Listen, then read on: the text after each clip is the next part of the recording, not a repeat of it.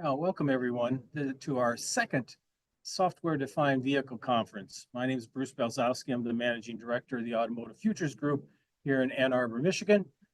Thank you all for attending virtually and in person. I'm retired from the University of Michigan. I work for the Transportation Research Institute, and been the Automotive Futures Group started in at Umtree at the U of M. 2008, 2009, something like that. And we've been doing conferences since then. I retired in 2018 and Automotive Futures came with me. So here we are. Our funding comes from our affiliate program, our research, and our conferences. These are our affiliate members. We could not put on these conferences without them. We always like to thank them just because of that. We could not do this without them. We're always looking for new members, so please feel free to join. We'll also have a new, in terms of the affiliate program, you get early results from our projects. You get free attendance for everybody in your company to attend our conferences. We'll give state of the industry presentations. We'll take questions from our members for some of our research. And for 2025, there's a 20% discount on classes of U of M executive education program in the open enrollment program. Okay. And in that program, there's a sustainable leadership in the ESG era. It's a new program offered through the Ross School. That's coming up in March. And also we're have a specific sponsor for this conference, PTC. And PTC is helping automakers transition to software-defined vehicles. They address SDV challenges by streamlining workflows, ensuring end-to-end traceability, integrating compliance frameworks, and supporting digital transformation. This enables automakers to accelerate development, reduce costs, and deliver innovative, high-quality vehicles, ensuring they stay competitive in a rapidly changing auto industry. Welcome, PTC. We have a lot of research partners. We have IT orgs, OEMs, government, NGOs, as well as suppliers and consultants. For 2025, we've got some research and conference topics. We have our project on the future of EV charging. That will be coming out pretty soon. Probably this week, the first mailing will go out for our survey of experts in the auto industry, and that kind of crosses manufacturers, suppliers, government, NGOs, as well as academia. And if you are interested in participating, please email me and let me know. Our EV Evolutions project is something that we're tracking. We're tracking the EVs in China, the US, and the EU. We're posting that on our LinkedIn site, but also on our website. On our future of automotive IT, it says here AI in the automotive industry, but it really, for this year, it's going to be cybersecurity in the auto industry. Next conference is going to be the effects of the new administration in Washington on the automotive industry, and our 18th annual Inside China conference in November. Through all this, and who's part of Automotive Futures? We have our researchers, Kara Alkire. Kara is online today, so if you're online on the YouTube live stream, she'll be accepting questions and relaying them to me, and we'll be asking them to our speakers. Sherry Nettler Eisenbeiser is here in the room with us, and these are our students who are working with us. They cross a number of different genres within the different departments at the U of M, and also in a couple of other universities. Please join our LinkedIn page if you haven't done it. We're posting 2 to 3 times a week about the topics related to the research that we do in our conferences. Yeah, conference presenters. We've got a lot of speakers, a combination team, a lot of team speakers today. Derek Bono from Valio. He's teaming up with Rachel for STA from Valio to talk about SDVs. Julia Garcia Tremblay from, oh, she's not from SoftOnX. She's from FEV.io. And we also have Siamak Moshuri from ETAS, who's also a Bosch company. And from our first set of speakers from strategy and part of PwC, Tanjev Schott and Martin Gerhouders. We'll be hearing from them shortly. We're starting off with Tanjev and Martin, then Derek and Rachel. We'll take a break, and then we'll have Julia and Siamak join us, and then we'll adjourn around 12:40 for lunch. For post-conference mailing, we'll have attendees get links to the presentations and the video. The affiliates get those, but they get a document that has a summary of what we learned from the conference, including the Q&As, which is that Kara's responsible for and does a great job on. The agenda, speaker bios, registration list, sponsorship opportunities, affiliate information, upcoming events. Some of that is in your folders for you that are here, and also online at our software-defined vehicle conference website that I sent you in your email. Audience questions. Important part of our conference is the linking and connecting with our people who are attending the conference and asking questions. There's a Google form that it's on the live stream that you can ask questions there that I receive. Kara's monitoring that. Also, she's taking questions on the YouTube live stream. And Sherry's going to be handing out, and there are some yellow cards out on tables here for people who want to ask questions here in the room. Okay. All right, software-defined vehicles. All right, current vehicles. There are 70 to 100 electronic control units, a mile of copper, 2.5 miles for EVs, that manage, control safety, performance, and user experience. So why focus on software-defined vehicles? That's one of the things that we'll talk about today. One could argue it's already a software-defined vehicle, or at least it's an electronic vehicle, right? It's the computer on wheels people keep talking about. But what's happening is that things are really happening quickly in this. In this week's Automotive World, says Rivian expands its electronic commercial vans, but they say Rivian is opening up this, but the software could still be where the company's true value lies. Of course, that has something to do with their connection to Volkswagen now. In January's Forbes, CES was all about software-defined vehicles. And also Software and Automotive World has now a software-defined vehicle magazine. I think it just started in October and November. One of the things that we did in the past was in 2022, we had a conference on this SDVs. And some of the things that we learned included the SDV platform investments were coming in 26, 27, 20 timeframe. There are different levels of SDVs, kind of similar to the autonomous vehicle levels. OEMs were struggling to find balance between the old and the new within their organizations, including talent acquisition. SDV is, if SDV is like a smartphone on wheels, then cybersecurity is the glue that enables changing vehicle architecture. You have to defend the vehicle, the production process, and the back-end processes with SDVs, and you have to build security in at design and through to the vehicle end of life, which is something, most manufacturers haven't been doing and forever. SDVs demand a digital transformation that allows model-based system engineering, and digital twin technology supports continuous feature simulation.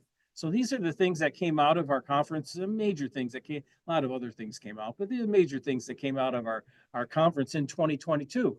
So here we are in 2023, we're in 2025. What is going on now? And some of the topics we'll discuss today is how far along are the traditional manufacturers and suppliers in implementing and developing and implementing SDVs? How long will it take for them to catch up to build truly software-defined vehicle? What defines a software-defined vehicle? How can we judge how much of a vehicle is software-defined? Does it make sense to develop the system for completely new vehicles, such as an EV, rather than current models that are already in the system? Are there differences for SDVs for gas and electric vehicles? Are there different levels or stages of SDVs, or does a company need to plan to do all these things at once? What are the barriers to transitioning to this new system? And there are already millions of lines of code in the current vehicles. What needs to change for a true software-defined vehicle? And what's the business case for SDVs? And that's what's going to lead us. I think that's what's going to lead us into our next. Next thing we're going to do for our for the conference. Our first set of speakers from Strategy and PwC. All right, we have two speakers from Strategy and. Tanjet Schlott is a partner and EMEA semiconductor lead at PwC Strategy and he co-leads the Software-Defined Vehicle Initiative. He advises semiconductor, high-tech software, and automotive clients, focusing on innovation, digitalization, and growth strategies. He holds an engineering diploma in microelectronics and an MBA. Before consulting, he held leadership roles in R&D and strategy departments. And Martin Gerhardus is a senior manager at PwC's Strategy and TMT practice. With his expertise in software, electronics, and software-defined vehicles, he helps clients in automotive technology and advanced industries navigate their transformation. Previously, he held R&D and program management roles for autonomous vehicles at an automotive OEM. Welcome, Martin and Tanjet. Right. Thank you, Bruce, for the introduction. And then, let's dive into our short presentation about software-defined vehicles and how they are revolutionizing the automotive industry. Martin, if you go to the first slide, please. So Bruce already gave some aspects to the question, what actually are software-defined vehicles? And for our study that we published late last year, we actually looked into various definitions and topics, aspects, domains that are actually essential to what is a software-defined vehicle. So it's everything in an automobile that relies on digital and AI functionalities. So that includes all the driving, the entertainment, and so on.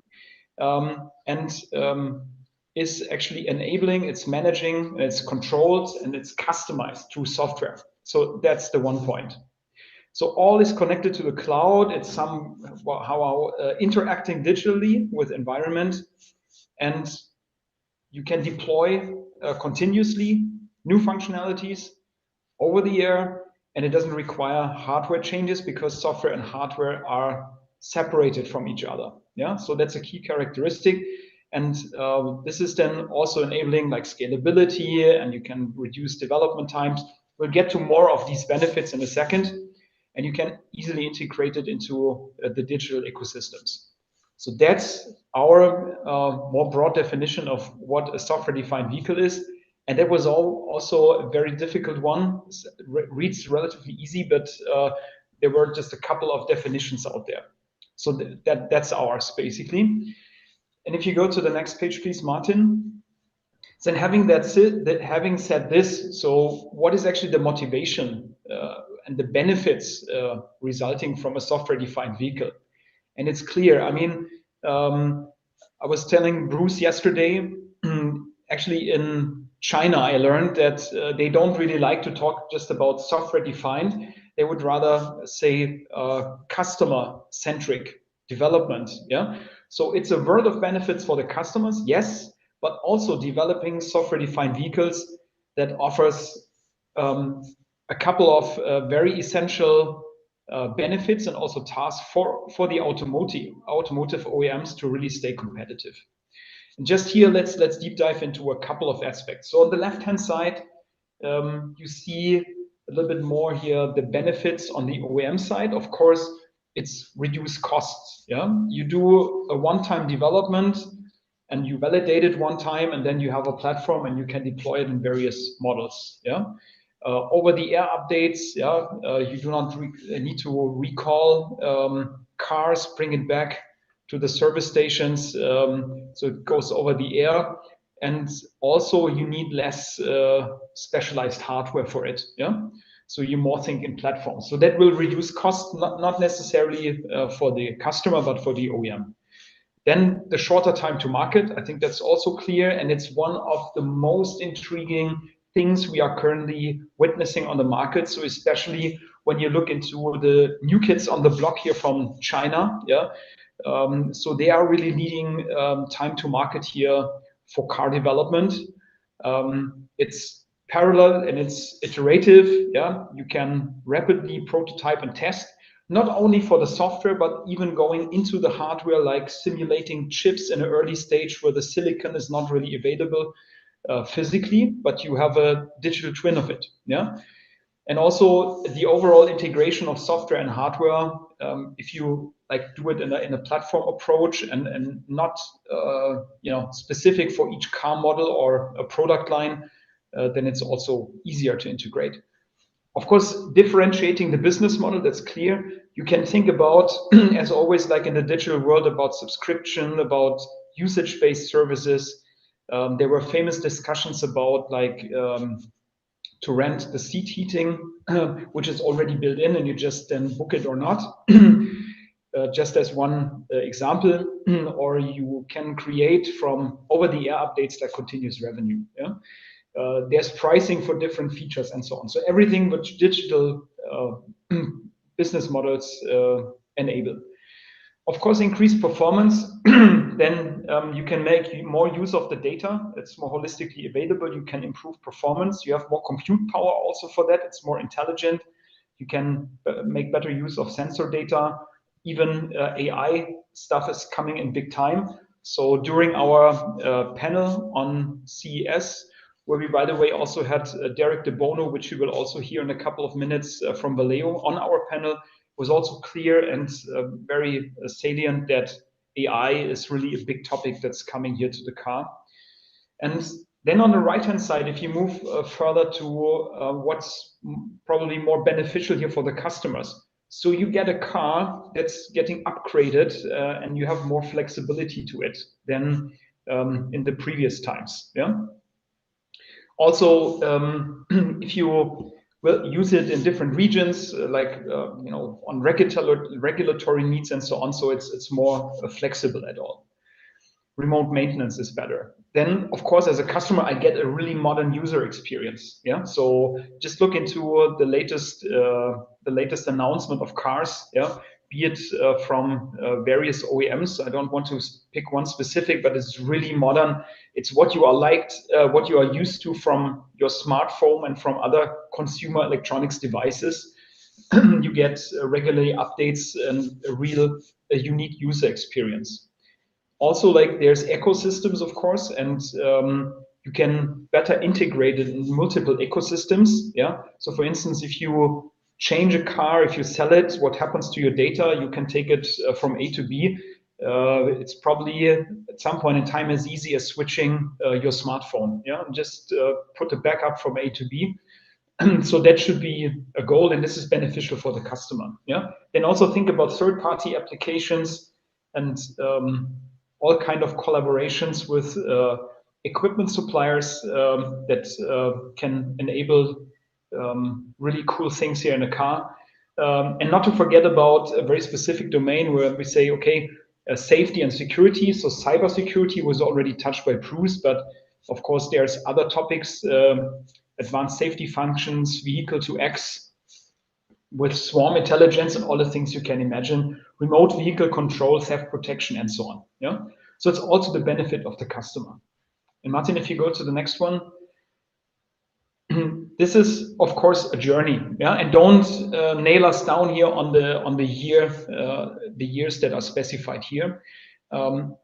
It's basically just saying, so we come from a hardware-centric vehicle platform where we have multiple single ECUs, yeah, so over 100, yeah, in a single car, monolithic software, which is most often it was a black box to the software to the automotive OEM, going to a software-defined vehicle platform where hardware and software are decoupled, where you have microservices architecture, where you have software that's containerized, and then at the end, down the horizon, like in a real fully fledged software-defined car, this is also cloud native.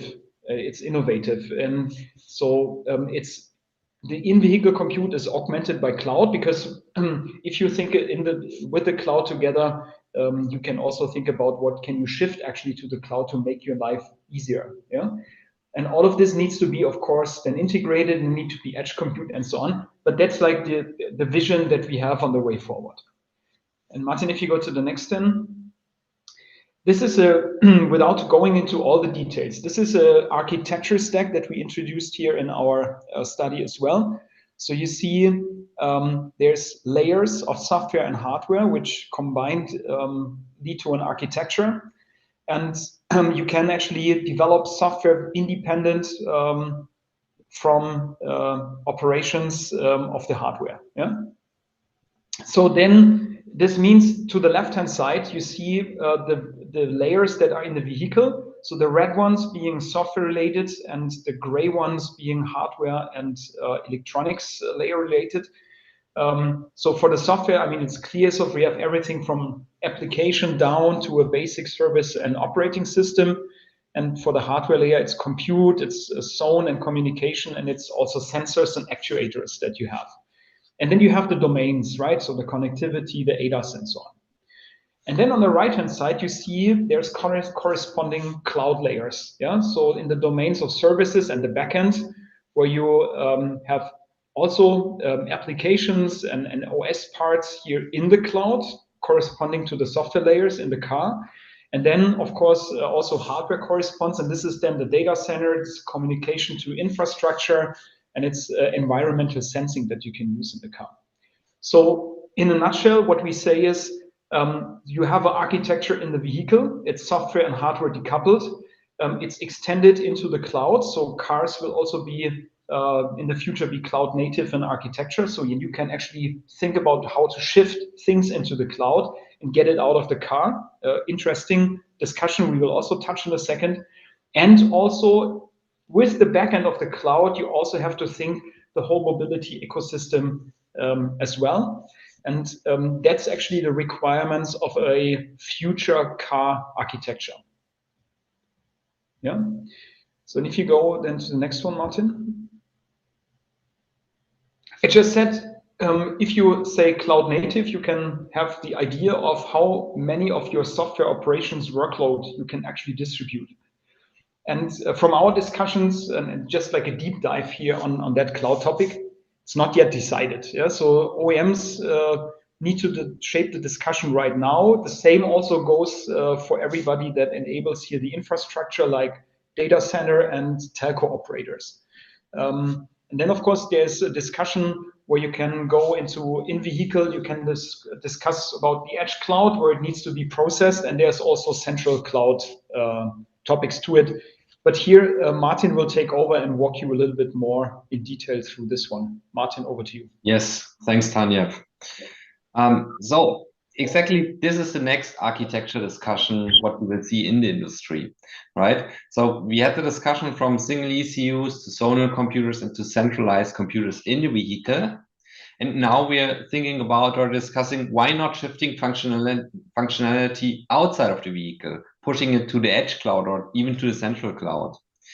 And to make it really clear here in the beginning, we're not talking about shifting safety critical functionality outside of the vehicle.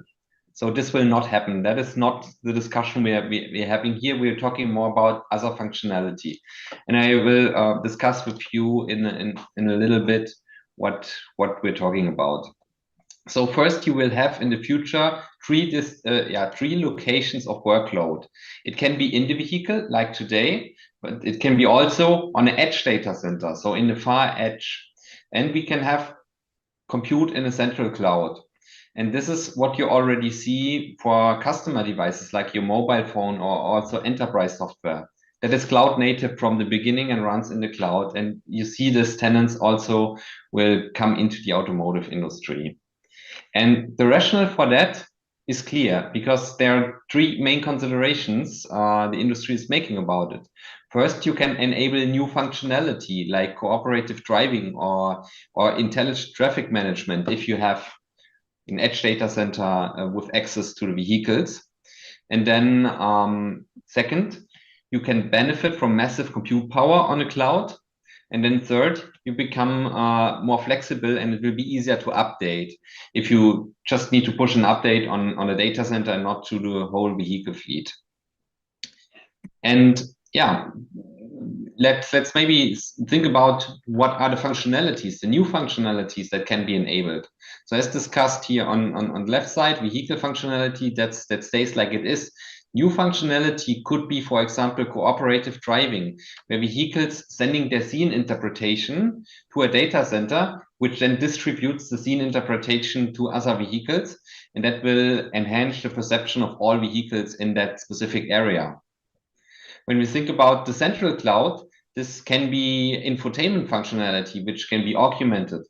Will be also real-time map updates, which are done by the cloud or updated from the cloud. And the question is now, how can the industry move there? And here we see that this is an ecosystem play. So no one can achieve it alone. And also the OEMs, they cannot solve this discussion or shape this discussion alone. They will need the telco providers for that and all the software players as well. Just one sentence about the telco players, why they are interesting to talk to from an automotive industry perspective. The reason is because they have a long history in delivering mission critical software via updates, for example, to their mobile base stations in the 5G rollout. And they also have a perspective on network slicing for mission critical applications. So that's basically the key message here. It's an ecosystem play, and this is the next architecture discussion we will see. Let's move from the technical part to the value chain perspective. In the future, we might encounter 4 scenarios. So we will see 4 market scenarios. And I will tell you in a second what are those scenarios. But before that, let me explain the slide, what you see here. You see here on the horizontal axis, you see value chain buckets. And in each line, you will see a scenario. And in each cell, you will see a color, and the color coding or the color distribution shows how much of the value in this value pool is captured by which players. And the rosé players are automotive OEMs, the gray players are tier ones, and the red parts are the technical, are the tech players. In the first line, you see situation as of today, and you see not so many red parts from the technical player. In the future, you see that depending on the scenario, the red part will get bigger and bigger. So the tech players will get more stake in it. And I just want to highlight 2 things here. One potential scenario is the OEM partnering scenario. That is, for example, what you see with Volkswagen and Rivian, where 2 OEMs join to develop software-defined vehicles. And then I want to highlight also the last one, the tech-driven scenario, which is an extreme scenario.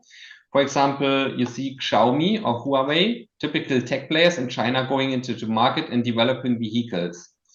And you see the red part is getting bigger and bigger here. And that will lead to the situation that in such a scenario, you look at the pie charts here on the right-hand side, that the tech players will, depending on the scenario, get even or might even get a share of around 30% of the whole automotive value. And that is huge. And that is a huge disruption to the automotive industry. That's important. And that's why we discuss it here.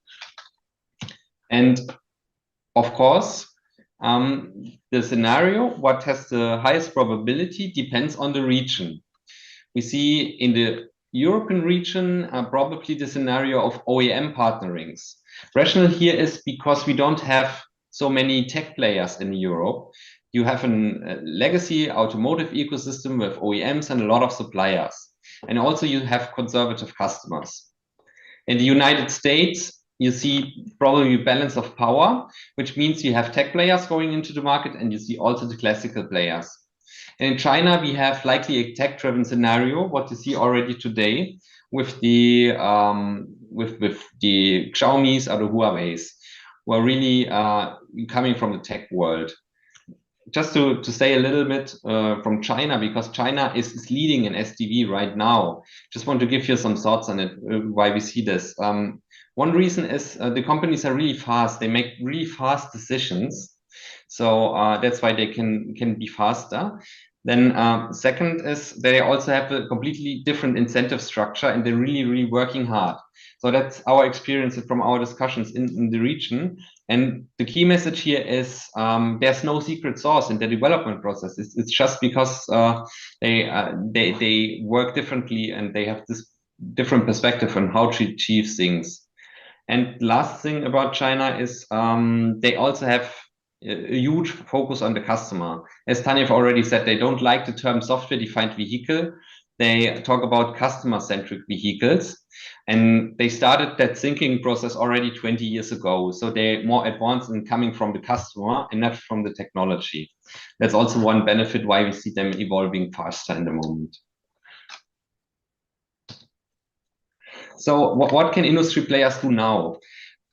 I mean, if you're an OEM, you need to think about a partnering strategy because you probably cannot do every bits and pieces by yourself.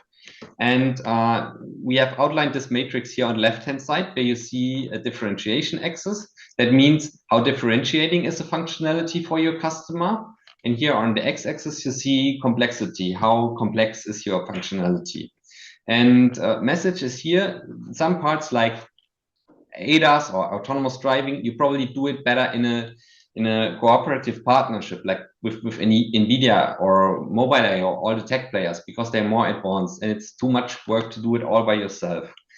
And on the other hand, the automotive OS, the OS and middleware, that is something which is not really differentiating in terms of customers. So here, the strategy would be to go in a supportive partnership relationship, which could be, for example, a consortia or open source. Or then last slide before I want to start the discussion or leave room for your question here is, what can tier ones or suppliers do in this new world? Because I think suppliers are mostly disrupted. They're facing the biggest changes in the ecosystem. We see 5 ways to play for them. And of course, combinations are possible. I want to say that right from the beginning. One play could be they can provide a software platform like a horizontal play. You remember or recall Tanja's chart where we see the layer architecture. You can just select one layer and say, that's my field where I want to play. Then on the second column here, we have vertical play. That's like what they do today is you have software, you have hardware, you have combined it, and then you deliver it to your customer. That's a vertical play. That will still be possible. For example, in the ADAS field, you see NVIDIA doing this or Mobileye as well. Then you have component specialists. You can provide just a piece of software or a piece of hardware. No need to have it combined on one project, on one bundle. You need to be more flexible. And then last one or the last two are develop as a service. You can also act as like an integrator or a service player who helps to develop systems or helps to integrating other software parts. And of course, you can also go into the production part. For example, a Magna is already producing whole vehicles, so that could be also a play. And as I mentioned, combinations will be possible, and that means business model need to be reinvented for the suppliers, and that's a huge challenge. And I want to end here, pause here, and leave room for your questions. Thank you. Thank you very much, Martin and Tanjev. We can go to some Q&A.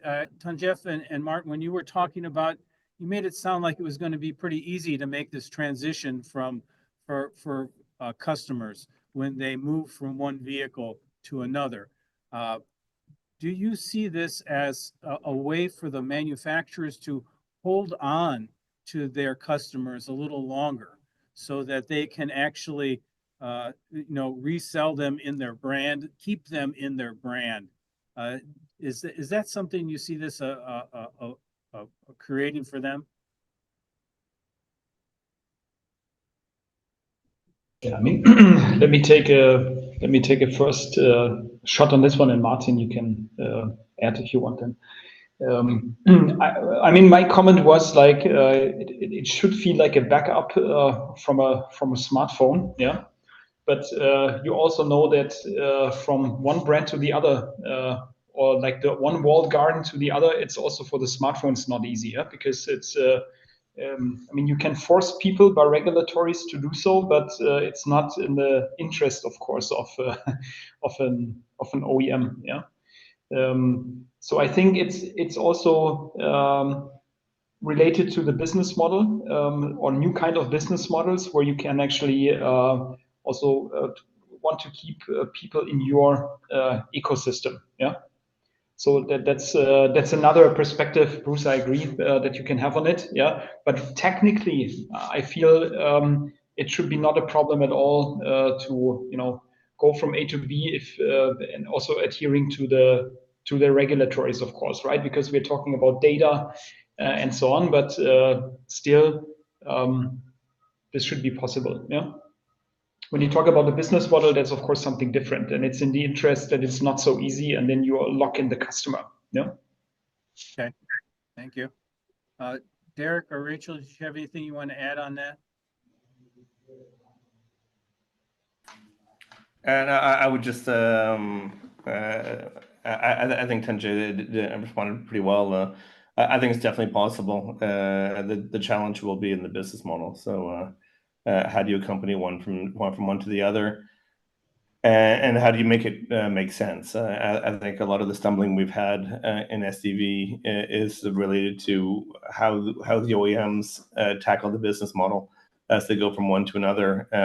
Things that customers grew used to having combined or integrated already in their vehicle now become a revenue opportunity, and we have to make sure that we don't create any misgivings on the consumer side, because they're the ones in the end who make SDVs a success or not. When you think about the barriers to the rate of transformation to SDVs, what do you see as some of the biggest barriers? And we'll start with Martin and Tanjev first. I mean, one of the biggest barriers that we actually see, and I have to maybe formulate it first positively. So I don't think it's an intellectual problem. That's also what we see here in our project work, so that people don't know in the industry how to build such a car and what is required, what you need to do differently than before. Yeah? I think also the traditional OEMs and tier ones, they have recognized and know what to do.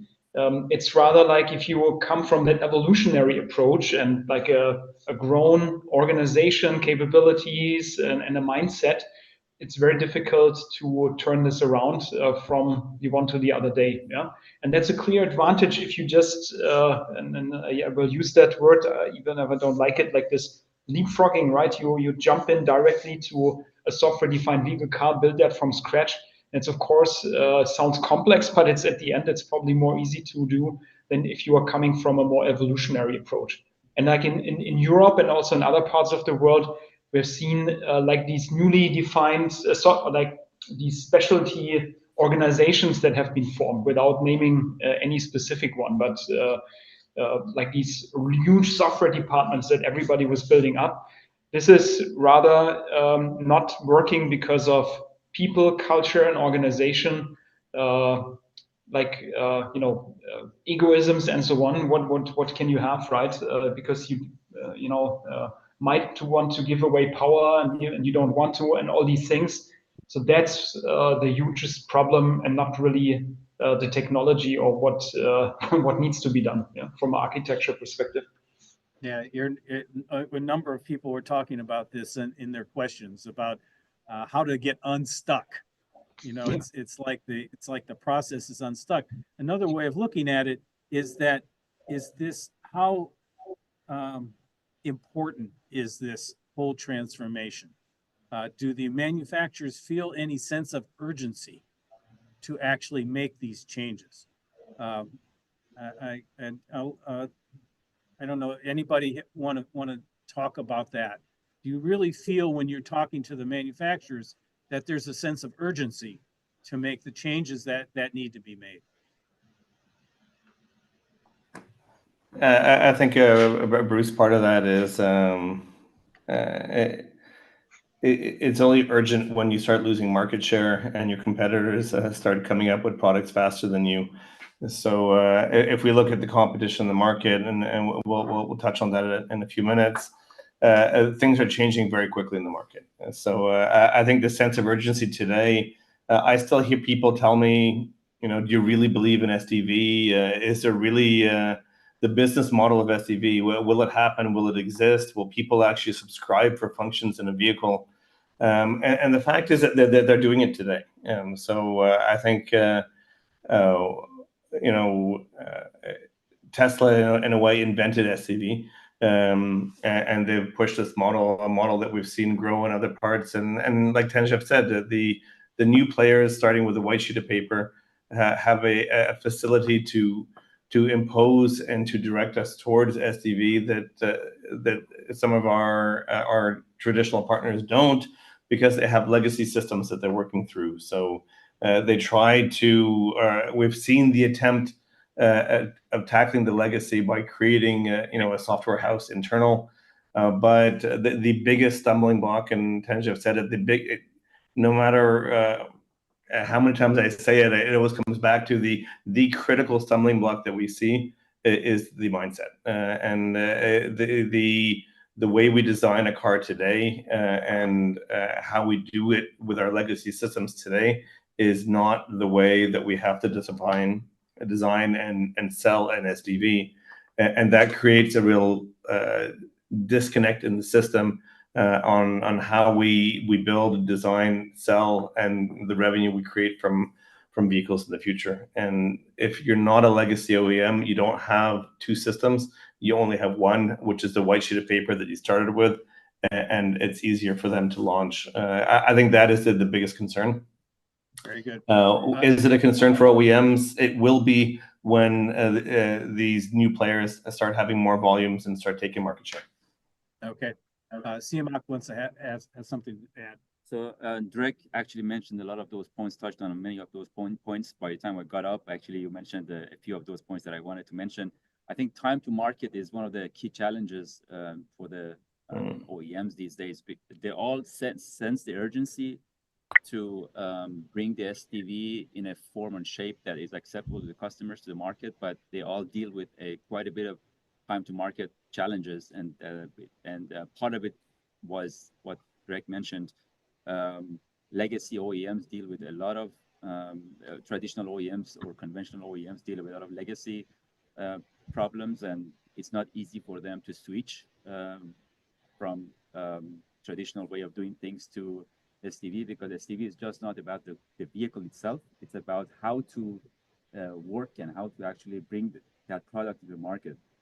So if you take the example of Tesla, Tesla is a software company. It's a technology company. It's not a vehicle manufacturer. Basically, yes, it's the end product comes to market as a manufacturer, but it's basically its operations based on the software and digital work. So it's hard for traditional OEMs to kind of transform their operations quickly enough to be able to work that way. And a lot of Chinese companies will see that also going to that route and are probably more successful because they are taking the clean sheets and operating that way. So that's very good. Thank you. Thank you, CMOC. Julia, you wanted to have something? Yeah, just real quick. So I think the question is there urgency? Short here.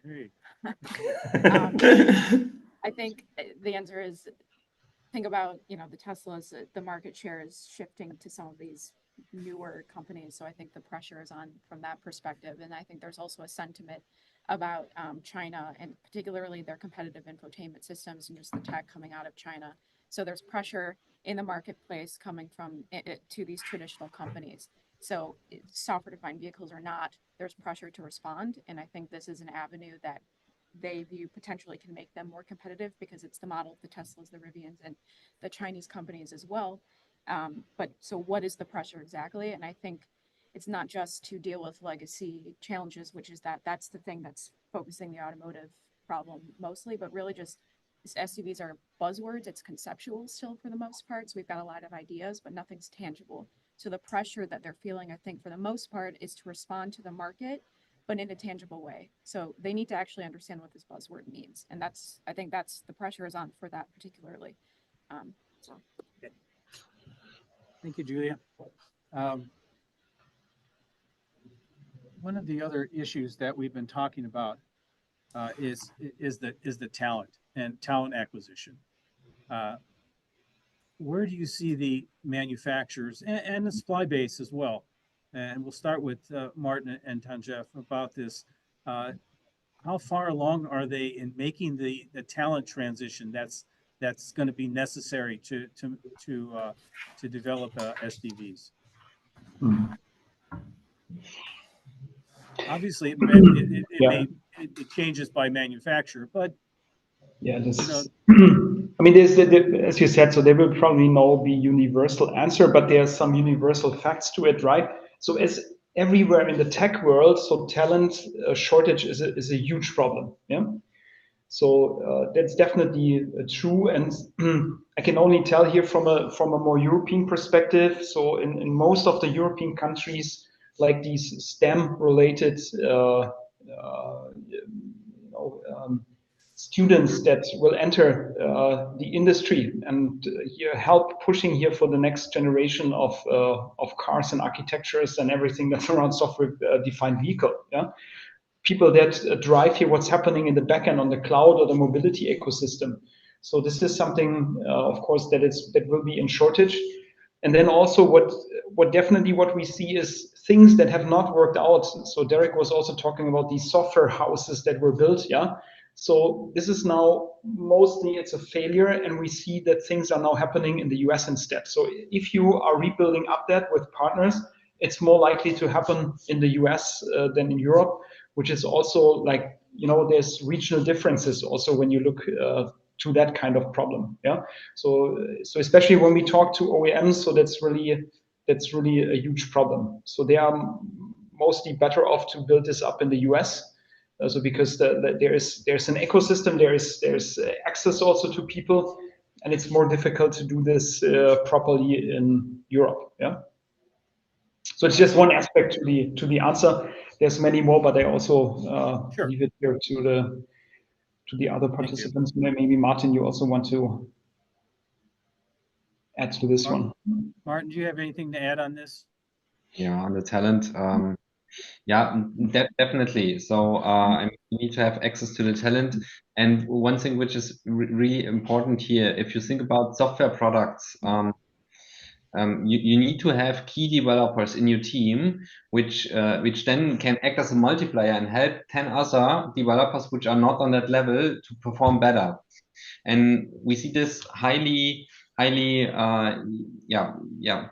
extreme in the software industries. Even in Microsoft has problems to get such people who are really the top developers and then helping to get the full team to work. So this is one specialty, and that is really hard for the automotive industry, obviously, if it's already hard for the tech players to get such people. Okay, thank you. Derek, did you have anything to add?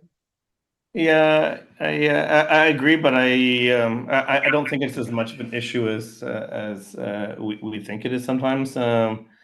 It's definitely, we're always looking for talent, but if you look at a large company like Valeo, we have offices and we have tech centers in Cairo, in Chennai, in China, in Mexico, in the US, and in Europe. We have most of our competitors have a footprint where they can get the talent. I think the bigger issue is that when we started embarking on software a few years ago, everyone felt that they had to do everything themselves in-house. And if you look at a car today, we never do that. There are always 2 or 3 top brake suppliers, 2 or 3 top ABS suppliers, 2 or 3 top ultrasonic suppliers. They're not 40. So I think as we start concentrating and developing, expertise in certain areas, even Valeo, we don't do AutoZar at Valeo. We partner with Vector, with ETAS, with Electrobit, and I think the OEMs shouldn't be trying to do everything themselves. They should be partnering with us or with our competitors, or and you develop certain expertise in certain areas, and the depth of that expertise allows the function to grow and really gives the best possible solution to the end consumer in the end. So I think it comes back to this notion of developing an ecosystem of partners, people you trust and you work with to develop the best possible SDV in the future. You focus on training your people to make sure that they evolve with the best practices that we see in the market. Whether we're talking in China, in the US, or in Europe, but I think the expertise is there. I think some of it has been misused for a while because people saw. If you go back to PwC's slide where they differentiating versus what was the horizontal axis complexity, we felt we had to do everything, but everything that falls below the left differentiating side should be in the supply base and should be consolidated with leaders in certain areas and shouldn't be duplicated across at every OEM. All right, and we're moving from talent now back to technology. Here's a good question. In experience of those who use a PC, there's necessary updates of the operating system, even an iPad, can make it impossible to use the same hardware. In what sense would this not happen with cars? It will definitely happen with cars, Bruce. And you touched in your intro on cybersecurity. I think cyber is probably the biggest issue that I see going forward. It will get to a certain point. We're designing cars today to last 10, 15 years. And SDV platforms were legislating cybersecurity maintenance for 15 years after end of production, which is nearly 20 years of lifetime of the vehicle. But if the hardware and software could not be cyber secure at a certain level, my conviction is that we will have to turn off different functions to keep the car secure. So in the same way that my operating system on my computer is not the latest that it's Apple in that case is producing, because my hardware can't keep up to that operating system. Right. We will definitely have that issue in vehicles, and how we deal with it and how we make sure that we can scale in the vehicle, to me, is one of the biggest challenges in SDVs. I'll touch on that as well in my presentation. Okay, very good. Julia has something she wants to add. Top of my head again. We see your eyes, Julia. We'll fix it later. Yeah, I agree. I think it absolutely. There we go. Perfect. I agree. I think it absolutely will be a problem, and I just want to harp on the same topic. This is still something that's very conceptual. Does anyone know software that's hardware agnostic? No, right? It's a conceptual thing. Especially when we talk about this whole application layer where you have multiple features working together. Again, allegedly, saying it's still conceptual. So that's a call to action for everyone, again, to just get on the same page here, that this is conceptual. We've got ideas about how to roll that out, but I think we need to maybe come back down to some more tangible ideas on how to implement some of these idealistic versions, but in a more piecemeal fashion. So just want to. Very good. Thank you. And Derek, I think you talked about it a little bit. Where's the risk? Where's the risk involved in these processes for the manufacturer, for the supplier? Is it in the long term, when you look at these new technologies on vehicles and something goes wrong? Is it the manufacturer? Is it the supplier? Or is it just really covered by insurance? And then this is not, you fix the through updates and upgrades, but really when a serious problem occurs, is this a manufacturer problem, or is it just basically an insurance problem? I'm not sure I understand. Serious problems, Bruce? We don't have serious problems in automotive. I think Tanjev and Martin had touched on it a bit. As cars become connected and they're updatable over the air, I think a lot of issues can be corrected over the air. When we start separating hardware and software, liability and who's liable for what is one of the big subjects that we see in discussions. As a traditional tech supplier, when we have the vertical, I think it was on one of Martin's slides, a traditional supplier of a camera system, it's a vertical offering. So we're a system supplier. We do the part, we do the software, we validate it, and then it goes to the OEM and they put it in their vehicle system. We're responsible for that.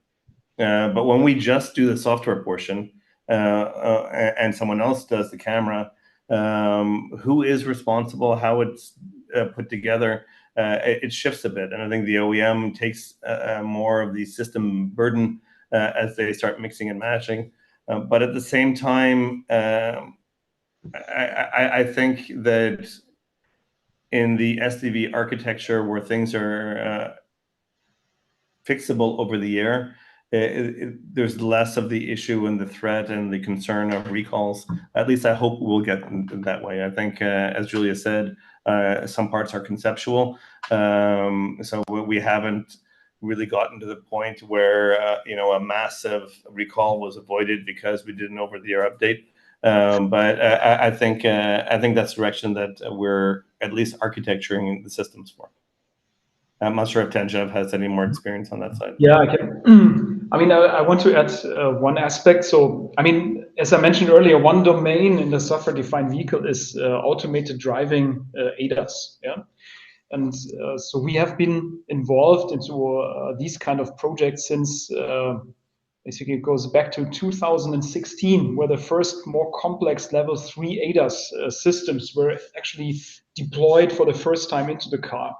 And at that point in time, actually, we learned firsthand what it really means to achieve functional safety with all the regulations, ISO standards, and what you can have.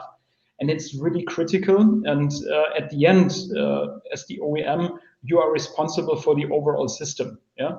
So that's also clear for the overall functionality. And that was at that point in time already shifting the thinking quite a lot. Making them very cautious, also slowing down innovation, even if you technology-wise could do much more things. Yeah, so or cars would have been ready to go level 4 already, and so on. It was not allowed. So either by the regulatory institutions or the OEMs themselves did not want to take that step forward. They were really cautious. So I think some of the steps, Bruce, that you were mentioning, yeah, so who's liable and whatnot. So for the super critical parts like ADAS and AD and it's probably one of the most specific ones. Yeah. So I don't care if my app that I downloaded doesn't work. Maybe yes, I care, but it doesn't kill me, right? So if this ADAS system is not working, that will be different, yeah, or it's dangerous to others. And so they were already on this end for years, yeah. Even if it wasn't called software defined at that point in time, there were already significant steps made forward. Also with the insurance companies, and of course also that everything you have now with data and AI. So we're talking to a lot of interesting startups that now use AI and can do also more here, also for the operational insurance and so on. That's all coming and discussed. Yeah, but of course it will be more discussion way forward. It's not yet all solved. Yeah. Okay. Just an idea. And Tanjev, it's also thank you for bringing up the point of AD because it's an interesting one. It's why we have L2 plus plus plus plus plus plus because I think everyone understands that as we go to L3, the liability risk changes from the driver or the owner of the car to the OEM. So you see a lot of people wanting to avoid that liability in the system, and then you go beyond that to level 4.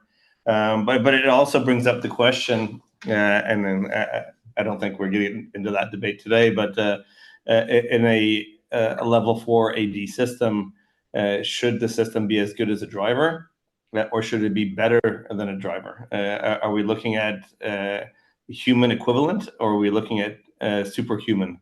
And when we say that, I think we get into the philosophical debate of what sort of redundancy do we want in the vehicle. And Valeo is a company that's really focused on the safety aspect of it. So we believe in triple redundancy. We believe that if you're going to automate a car, it needs to be better than a human, not equal to a human. And that gets into the whole debate over vision-only systems. And do you need just cameras, or do you need to see in the dark? Do you need to see when a camera can't see? And we firmly believe, at least at the current stage of where we're at in AD development, we need triple redundancy in our perception to make sure that we see everything that's out there and not just what your human eyes can see. Very good. Thank you. Again, staying on the technology side, one of the when you look at the economies manufacturers gain by moving to SDVs in terms of the zonal architecture, is there less wiring, less complexity, leading to fewer or easier to repair parts?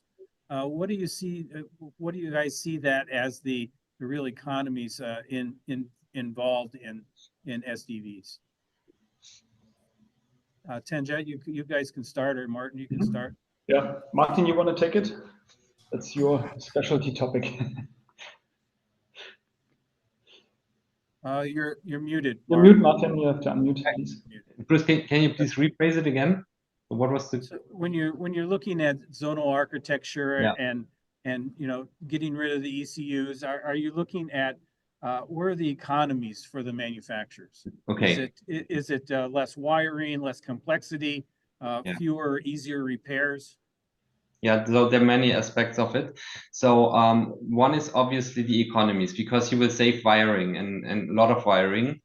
I think it's even 50 kilograms of cable what you can take out of a car, which is a huge amount. A second aspect to it is that you can easier do automated production, right? If you have a simpler wiring harness, you can do it automated. That is also a huge driver of it, to be honest. And then the third reason is out of functionality, because when you have the zonal architecture, you can easier update some parts, and you do not need to update every single ECU. But the first one are definitely also driving, exactly as you mentioned. It's weight, cost, and also production time. Very good. Thank you.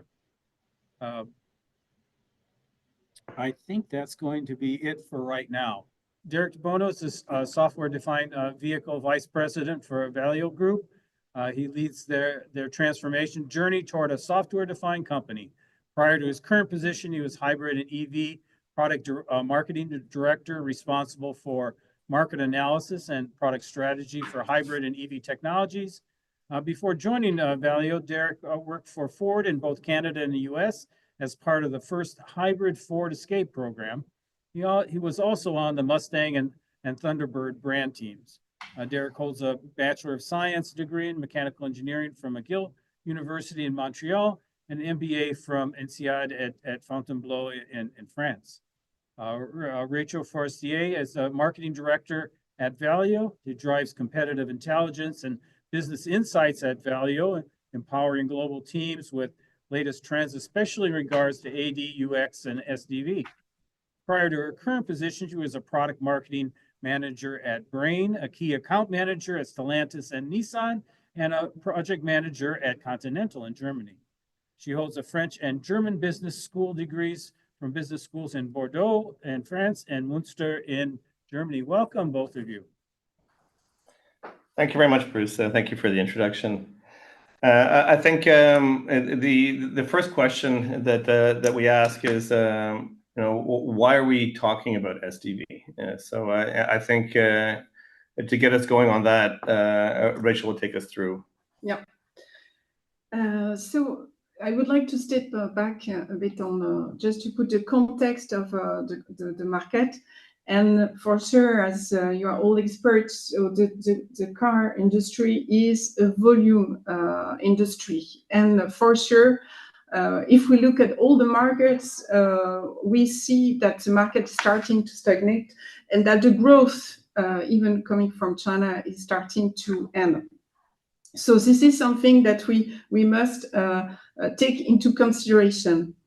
The next point is about the fact that the average price of cars is continuously increasing.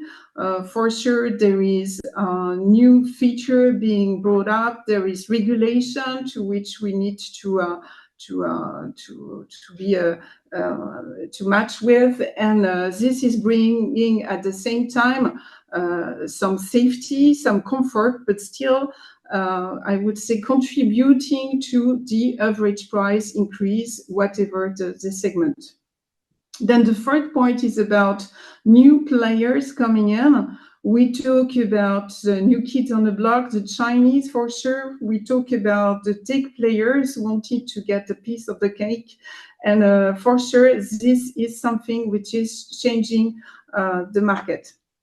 Finally, the consumers. So we may touch that point, but the consumers are different, as mentioned also in the slides, between the three regions, the three major regions. Talking about Europe, where they are more conservative, or US, and the Chinese, which are very tech savvy, which are very much open to automated driving, for instance, and very much open to new technology globally, and extremely demanding. So now switching to the solution to this situation is the purpose of today's software-defined vehicle. So for sure, Tesla is the very first one embracing this revolution.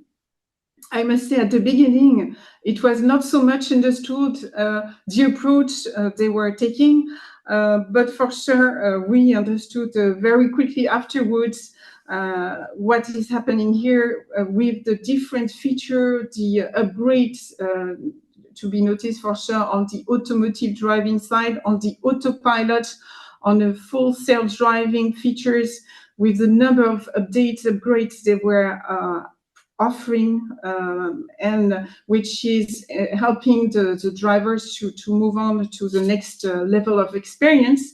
But not only on that, we could observe the difference, the bug fixing they were managing throughout OT updates. So now, if we look at the global picture of the automotive market, we do have different kind of players. So for sure, we have the incumbents, which are traditional players from the different regions, US, Germany, Europe, and Japanese. We talk about the disruptor Tesla, which came up with the very first with this kind of cars. But then there is really new forces coming, not to mention BYD, which is really the player we are talking a lot, but not only new disruptors coming from China, has been already mentioned, like XPeng, Xiaomi, Leapmotor, and as well in the US, Rivian, bringing up new solutions, and which are very much oriented SDV. So we will touch on that. if we look at the Chinese players, and we are actively looking at all these players in order to understand what kind of activities they are having in the different kind of revolution. So what we see from our perspective is, for sure, they are leading the electrification wave in terms of volume and technology. We can see that today they are without any doubt trendsetting in terms of automated driving, user experience, while using an automated driving car, but also inside. And for sure that they are very much engaged into the software-defined vehicle race, being very active, meaning from the very first platform they are bringing on the market, or being capable to quickly step into this new kind of platform like BYD. And on top of that, what is also need to be mentioned, they are bringing some new kind of affordability, which were missing so far to the different offer which was brought on the market. So their offer is at the same time very affordable. Okay, if we move to the different trends we are talking about, we talk about the electrification. So consumer, whatever region, are looking for more affordability, longer range, and convenience. So this is happening with different car model being put on the market to answer this request.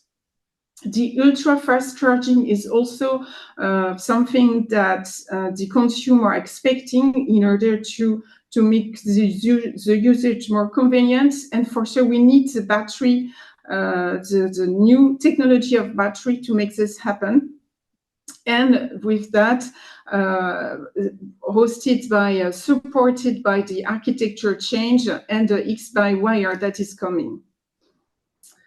If we talk about ADAS and user experience, the consumer expecting for sure the safety, the convenience, but as well some differentiation on that area.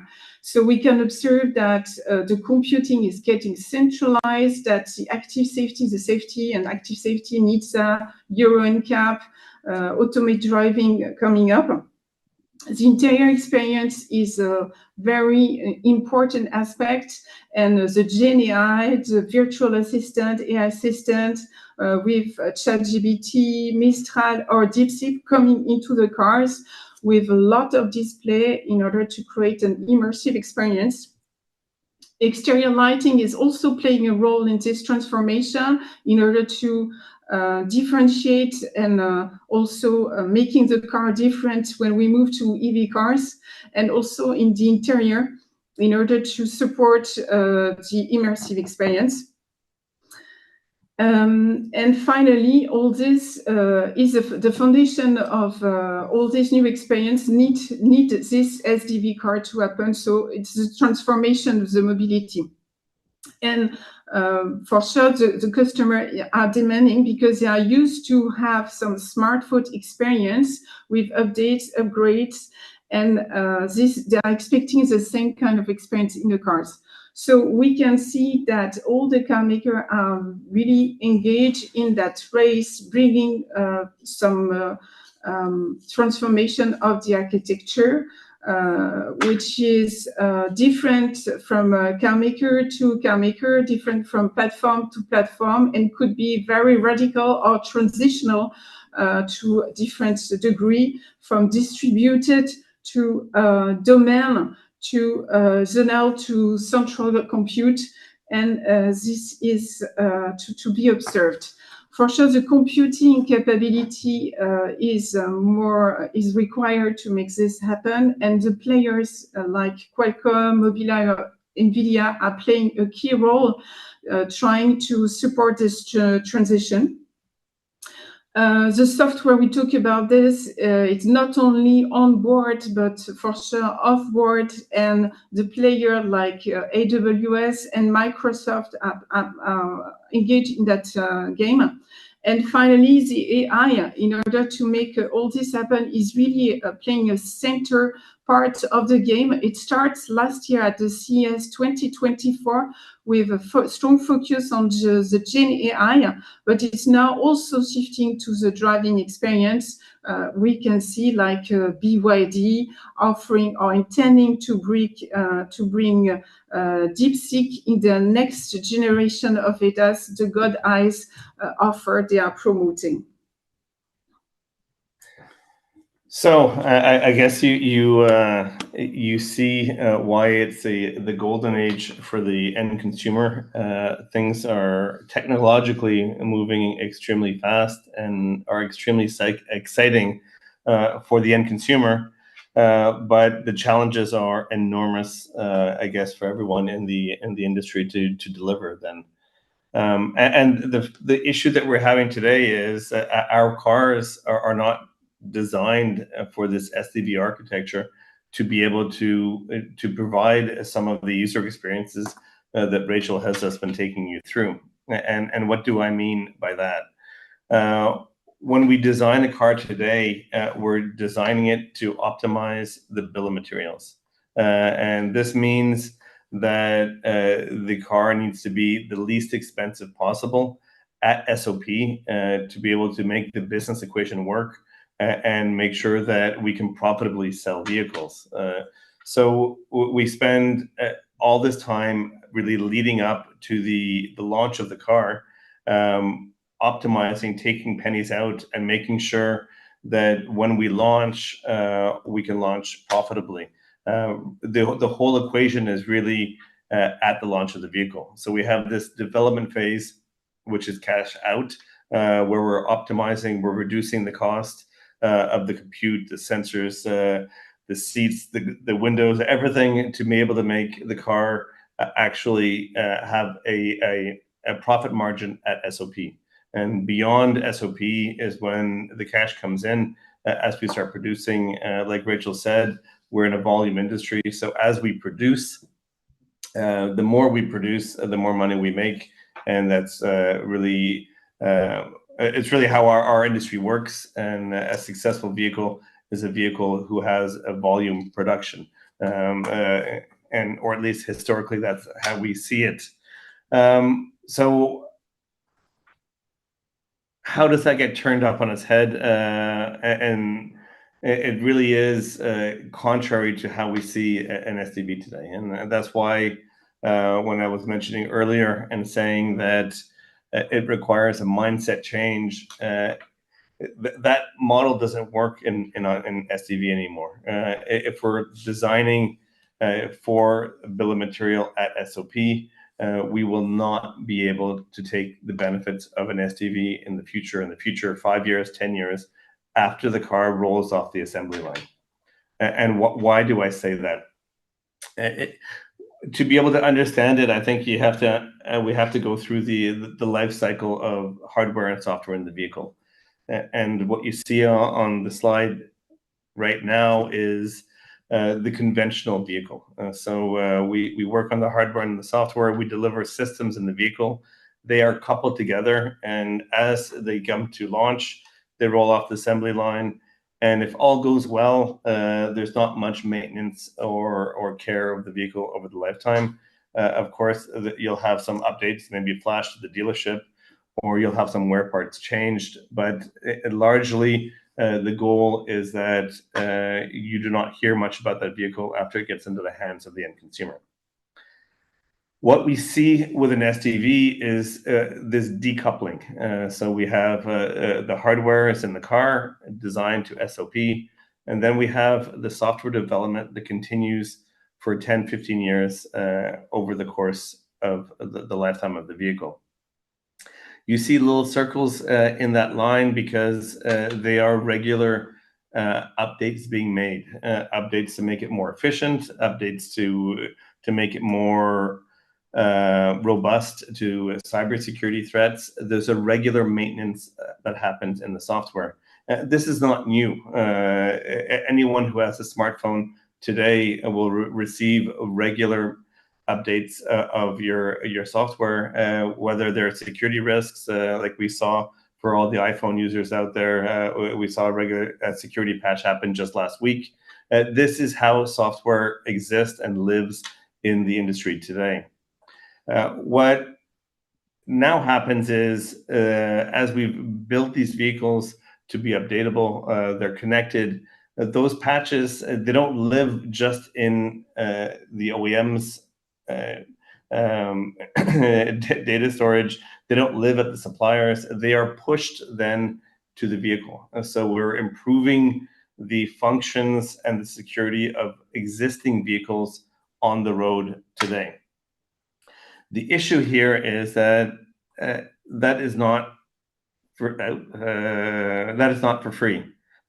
So this whole maintenance of the software costs the OEM money, and to be able to offer this and to be able to manage the platform over the lifetime, they will then look to sell different functions to the end consumer over the course of the vehicle. And this is really structurally how we see an SDV in the future. The software and new functions and new features around software will be offered over the course of the vehicle for 10, 15 years. The challenge is there's one part that hasn't changed a lot at all on the slide, and that's the hardware development. So when that vehicle hits SOP, the hardware is essentially frozen. And that is the challenge of our industry, is how do we deliver a hardware that is scalable and that will allow for future updates to the software over the course of the lifetime of the vehicle. And that's where we believe that to be able to deliver a proper solution to allow for software to be updated, it has to be modular, or it has to be scalable. We need to meet the cost target at SOP, so it has to have the right compute and the right memory that is required at SOP. But to be able to evolve and even upgrade the car over the lifetime, we have to be able to add compute, and we have to be able to swap out and add memory to the vehicle over the course of the lifetime. If we don't do this, we will limit the amount of software updates we can do, and then we'll limit the revenue potential that the OEM will have in the future. So we firmly believe in scalability in the hardware and scalability also on the software side. Which brings us back really to the issues that are holding us back today. And the first one, like I said, is the number one is the mindset, the change in mindset that we're tackling. And this is around how we design the cars. We design them to be scalable and upgradable in the future. We need to anticipate what the end consumers want, but also delivering a vehicle that's affordable at SOP. And then we have to see how we build the whole business model and profitable for everybody, for the OEM, but also for the ecosystem of partners. We have to develop the software, maintain it, and make it secure and robust in the future. And to do this, we need to build new business models that we haven't had in the past, because it hasn't been an issue in automotive up to now. Oops. So what are the challenges we see ahead in SDV? I touched on it. Cybersecurity probably is the one that scares me the most. As vehicles are connected, they have to be secure and safe. And what we do in cybersecurity today and how we maintain cybersecurity over the years is absolutely critical. They have to be profitable, and adding too much compute, too much memory at SOP, because we don't have a scalable system, is not the solution. We need to keep it affordable at launch and scalable throughout the life of the vehicle if we want to have a profitable business for the whole supply chain. Part of this story to me is variant reduction. We cannot manage multiple variants of the vehicle, because it adds exponential complexity to the software updates. The hardware variants need to be kept to a minimum, and the the actual choice of functions in a vehicle needs to be managed through software. By saying this, it's reducing it down to one electric motor and then managing the output on the electric motor through software in order to make it simpler in the assembly, simpler in the design, and simpler in the maintenance. And life cycle maintenance, as you saw on the slide, it continues for 10, 15 years. It is absolutely critical to the safety, security, and also the profitability of the vehicle in the future. So it's something that we're not used to doing in automotive, but other industries have tackled this already, and we need to learn and make sure that we do it properly in automotive as well. That being said, what are we doing at Valeo? Just a couple of slides on how we approach it. We approach this transformation through what we call Answer, which is really looking at 3 different pillars. We look at the applications, so the functions that we deliver, whether it be in ADAS, lane departure, AV, parking, e-powertrain, those classic applications that Valeo is known for. We are developing our own core software, our middleware solution, and of course, as Tanjev and Martin touched on it, the integration, testing, and validation to make this all work together in the vehicle, all within Valeo's tool chain. When we look at it, we are on top on the purple and the blue. We sit on a compute platform that is developed with of course the leaders in the industry today, and on top of that, our hardware on the bottom, sensors, actuators, components that make all the functions happen in the vehicle. And finally, it is not just, I know Julia said we're not quite there yet, but we are getting pretty close, Julia. We're launching our first SDV this year with BMW. This is with BMW and Qualcomm as we've partnered on that. So that is happening. And it's also happening in the mainstream. We're part of Renault's ecosystem with Google, Qualcomm, bringing the mainstream SDV product to market in 2027. And we're also very happy and proud partners, as Julia is, on SDVerse, because I think part of it is sharing and working together on a marketplace. So the initiative led by GM, but also with Ampere and Valeo and other partners. I think the marketplace is also a very important solution to software in the future. And I think we're there. The striking thing for me had to do with the new things that you're going to offer to consumers to be able to recoup the money that you're putting into the vehicle to follow it over its lifespan. And these are not something that the manufacturer, as you said, it's not something the manufacturers are used to doing. And because of that, and I think Tanjev and Martin showed that on some of their slides, there's opportunities, right? There's opportunities to be able to do that. But do we have any proof that consumers really want this? That they want these new things? Because if they don't want them, then you've spent a lot of money setting this up and not recouping what you expect. So when you're thinking about this, and when you and the manufacturers are working on this, what do you see as some of the key elements that are going to help you recoup that money? Yeah, I think Bruce, it's a very valid statement. Where is the proof that consumers want it? It's not always a newness, to be honest. I think the consumer doesn't realize how crazy we've got sometimes in terms of complexity and variance in vehicles. I'll take one example, and Audi has developed the feature on demand for the front headlights.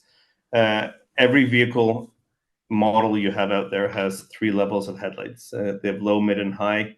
We're a big lighting manufacturer.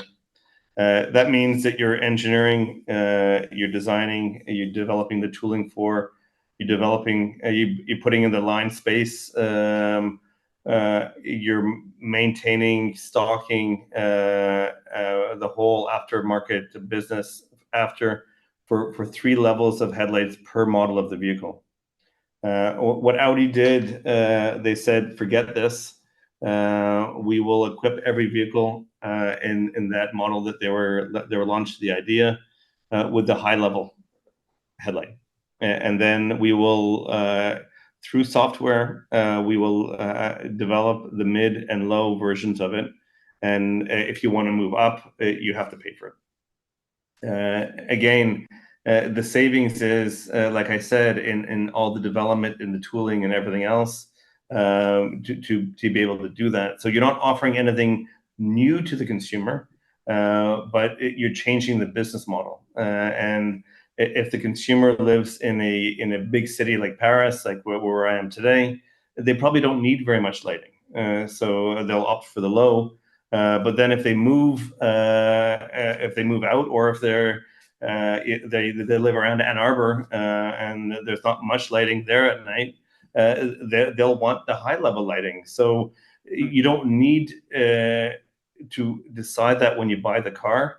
You can subscribe to that feature or that function over the lifetime of that vehicle. So I think there's certain things that certain new features that you've never seen before, and certain old features that you have to think, how can we reduce the hardware variant in the vehicle and allow for that flexibility through software and through new business models. Very good, thank you. Julia has something she wants to say.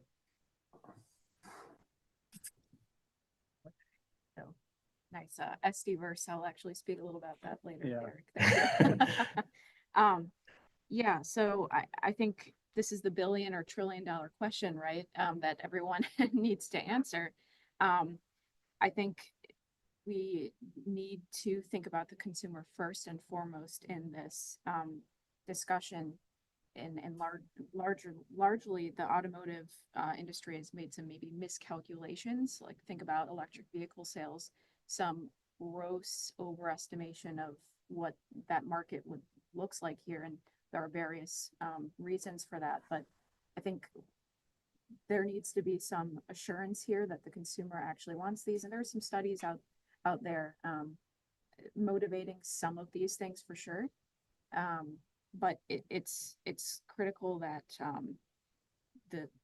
that we first think about not maybe down the future what people want, but what they want now. And vehicle ownership is a very personal experience. Everyone has a vehicle, everyone drives cars, right? So what you want versus what other people want. You mentioned like different areas of, metropolitan Paris versus rural America. There's very different needs. So we can't lose the individual in this either. So I'll say that. I agree completely with Julia, but I think the variance and the adaptability doesn't need to be a hardware variance. It could be a software variance. So I think it will give us actually more flexibility, and we can probably segment the market even more in the future, cleverly through software. And I don't think because a car lasts longer today, because we're pretty good at making them last longer. What we need when we're 25, when we buy a vehicle, is different from what we need when we're 30 to when we're 40. We might be single, then we're married, then we have kids. And as the car changes, I think we have to be able to change with it, or change at least some of the functions on it. The other example I like to give is on the e-powertrain. We might buy it again with a certain power, but then we're going on vacation and we want to tow our boat. We need a bit more power because where we're going is a bit hilly. You should be able to open up your app and add 50 kilowatts, 100 kilowatts of power to your vehicle for a month, for 2 months, for whatever your usage is. These are not dreams. These are realities. And I mentioned power and I mentioned lighting because power is Mercedes. They've done it on the EQS that they sell in the US, and lighting is Audi. They're real examples. It's happening in the market today. CMAC want to have something to say. I just wanted to mention something very quick, touching on the first slide that PwC presented. Also, it was in the values presentation as well. The importance of user experience and consumer experience. I think this is a driver for software-defined vehicle, not the decoupling of the software and hardware. The decoupling is the result of the user experience. User experience is actually the focus. If this product doesn't bring any user experience, any good user experience, there's no value in it. And I think sometimes it gets forgotten in the debate that why are we doing the software-defined vehicle? Because the users demand this, as we see in the Tesla products or some of the Chinese products. This is not because they fancy creating a SDV just for the heck of it, because they visioned a product that can enhance the user experience, similar to iPhone. So when Steve Jobs came in 2008 and gave iPhone as a product to the market, basically it brought the vision, it elevated the vision to a different level. So that's basically what SDV is all about. It's not just because we are decoupling the software and hardware just because it's fancy. It's because if we want to enhance the user experience, we have to actually go to that route. And that's basically, I think, worth mentioning, that it should not be forgotten from the debate. Thanks. Very good. Did Tanjef or Martin, did you have anything you wanted to add on this?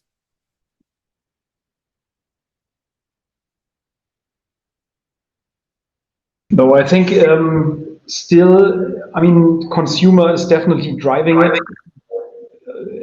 but also adding maybe one additional thought to it.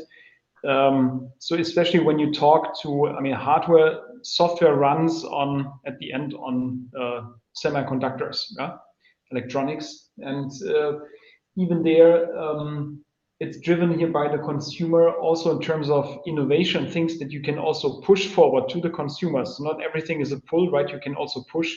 So it's also, of course, important to think about how software and hardware play together, and even collaborating more on the way forward with the hardware players. Yeah, so that's also something that's really important. And this is in the overall picture, this is then reinforcing to bring what the consumer expects, and even bring new innovations, and open new markets as well. So we should not forget about this aspect, but totally agree with what has been said before. Very good, thank you. Yeah. Now, Rachel, you might want to be in on this one.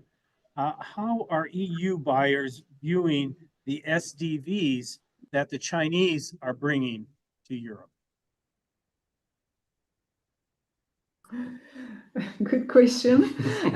So we are really into that the latest days and months.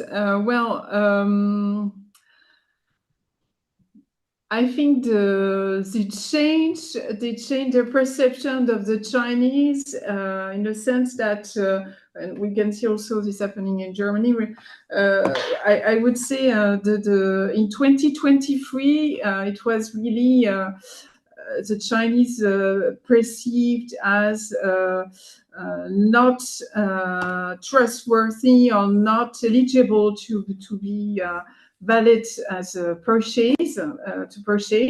I would say since last year, so there is a couple of players, among of them for sure BYD, which was present and starts to be very vocal with different offer, as I was explaining, offering, I would say, affordable car for almost every segment, with also answering to the customer needs again in terms of range, in terms of innovative user experience. I think they are start to be perceived as a potential purchase for the consumer in China. So I think they are now, we can see that they start to open up.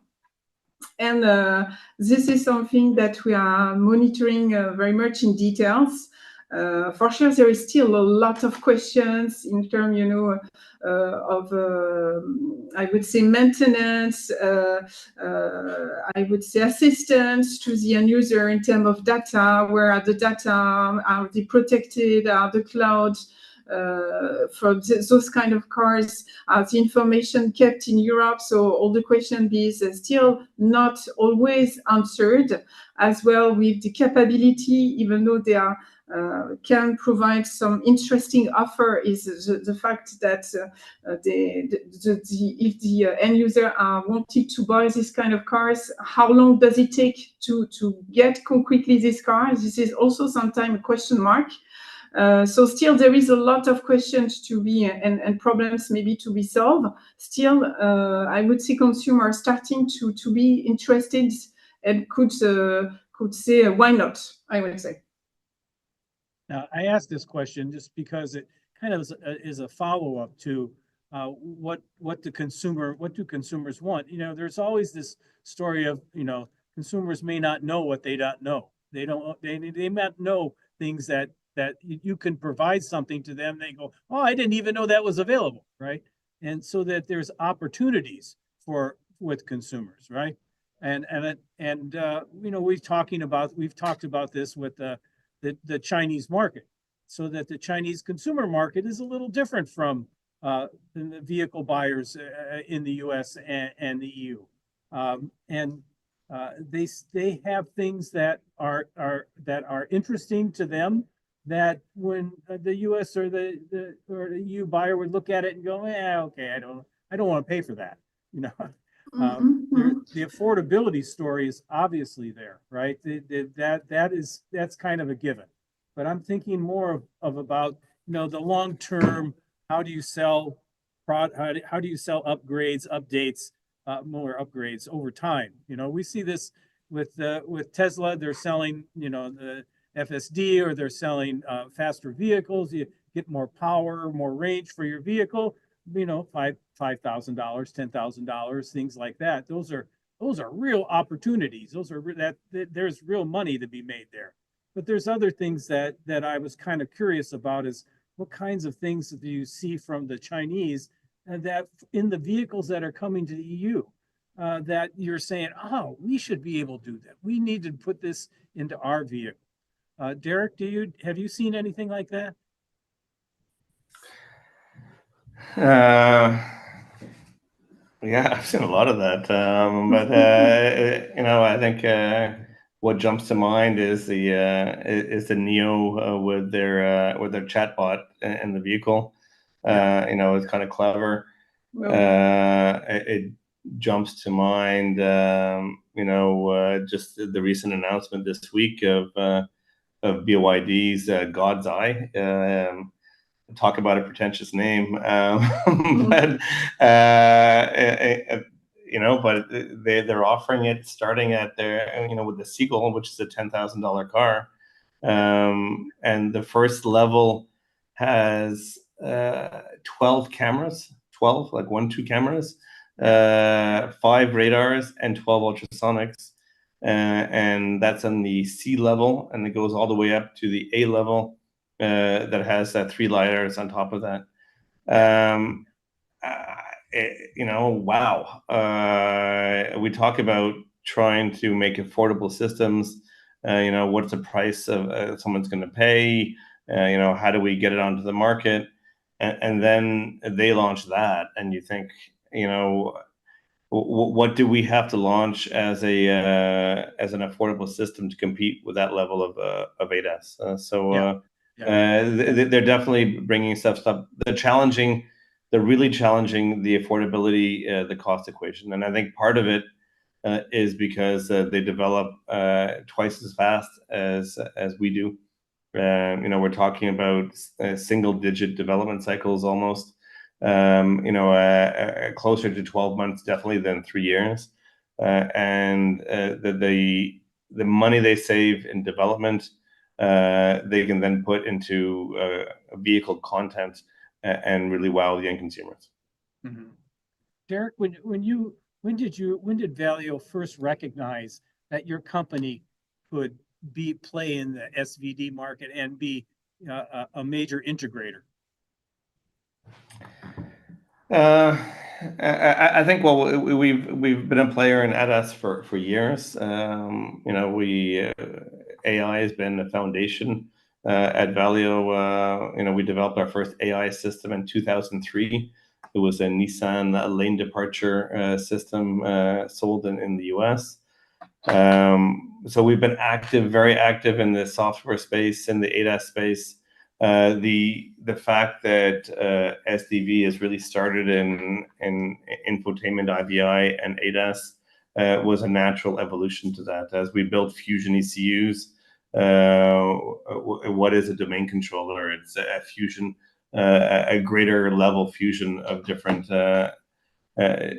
sensor perception info and data into a larger, shared compute unit. So as soon as we moved into that space, Valeo was there, and that is why our first SDV will be launched later on this year. So we were there very early because it was a natural evolution. We're not that strong in IVI, but we're a major actor on the ADAS side. And as soon as it went from the early IVI systems to an ADAS system, we were on the first RFQs. I remember the self-parking vehicle.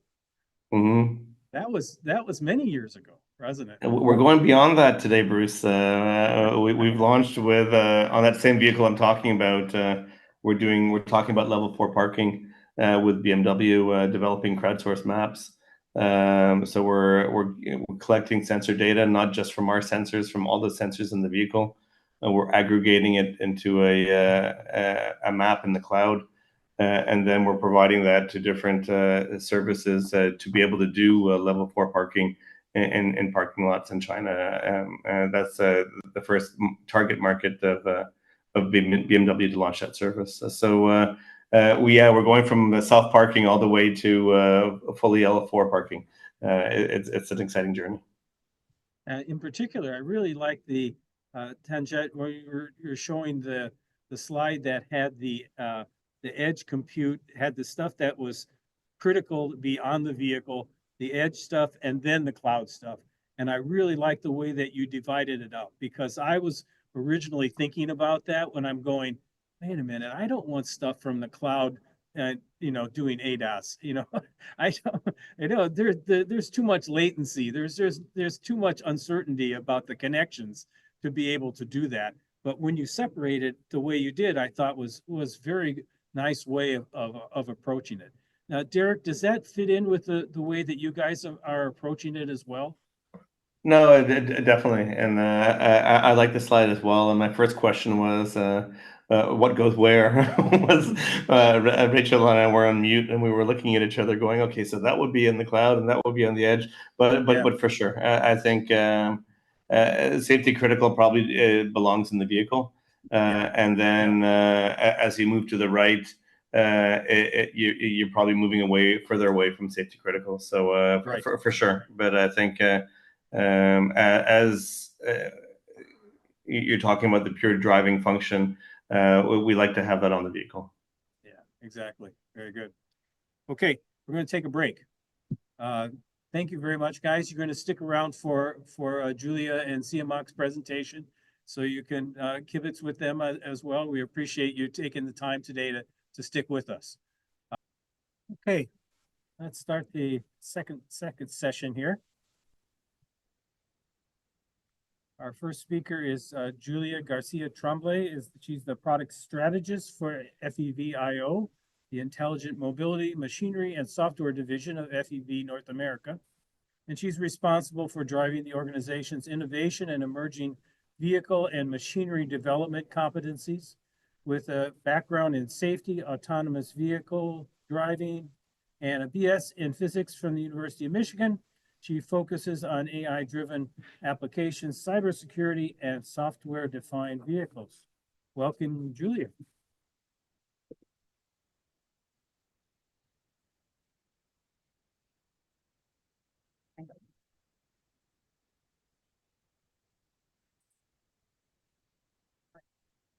Thank you. All right, so just a quick overview of my talk. So introduction for FEV. I think a lot of the audience is familiar with us, so I won't go too long into this. We'll just take a minute to kind of consolidate some of the thoughts, a lot of the themes from this morning, and just get on the same page with what we mean by some of the use cases and this idealized implementation of SDVs, and just talk about where we are today with relevant technologies, and also just general outlook. And then the bulk of my talk, which is just taking kind of a bird's eye view look from this problem instead of going directly into the implementation.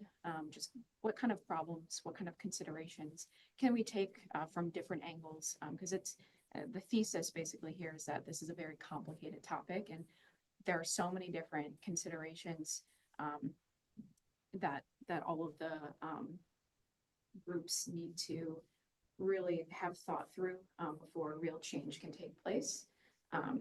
So yeah, just talk about real quick what we can do to support.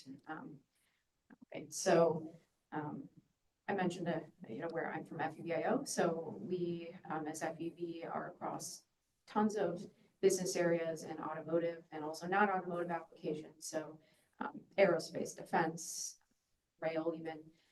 FEVIO, we're focused on intelligent mobility and machinery. We are a global organization headquartered in Aachen. We have a global reach. I represent our Detroit location, and about 7,000 people globally, about 1,100 globally in my group specifically. All right, so just getting on the same page, a lot of these things we talked about today. So what are the benefits really from the customer perspective on this concept? So you have the latest and greatest smartphone on wheels, right? We've heard that today. So what does that mean? You have all of the ADAS and advanced safety features, possibly even some of the autonomy safety features. You're connected.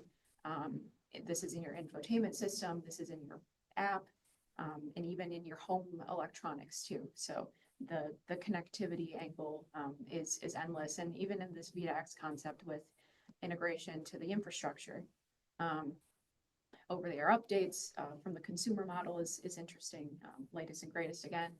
And the benefits, I think there was a good point earlier today about when someone asks, what's a software-defined vehicle?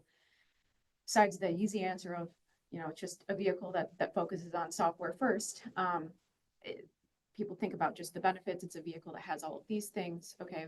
And then also some people think about, okay, what's the idealized implementation? And these are separate topics. So this is the enabling architecture, the vehicle architecture to some of these concepts. So people talked about this today, but again, it's just have these three different levels of abstraction of the vehicle. So you have your hardware level, you have your middleware, and then your software abstraction level. And so the software abstraction level, we talked about it, it's partially in the cloud, if not totally in the cloud. It has all of these different software features playing together in some commonized architecture independent from the hardware. And then this is all working on middleware that is running on a central compute system with zonal architecture. Okay.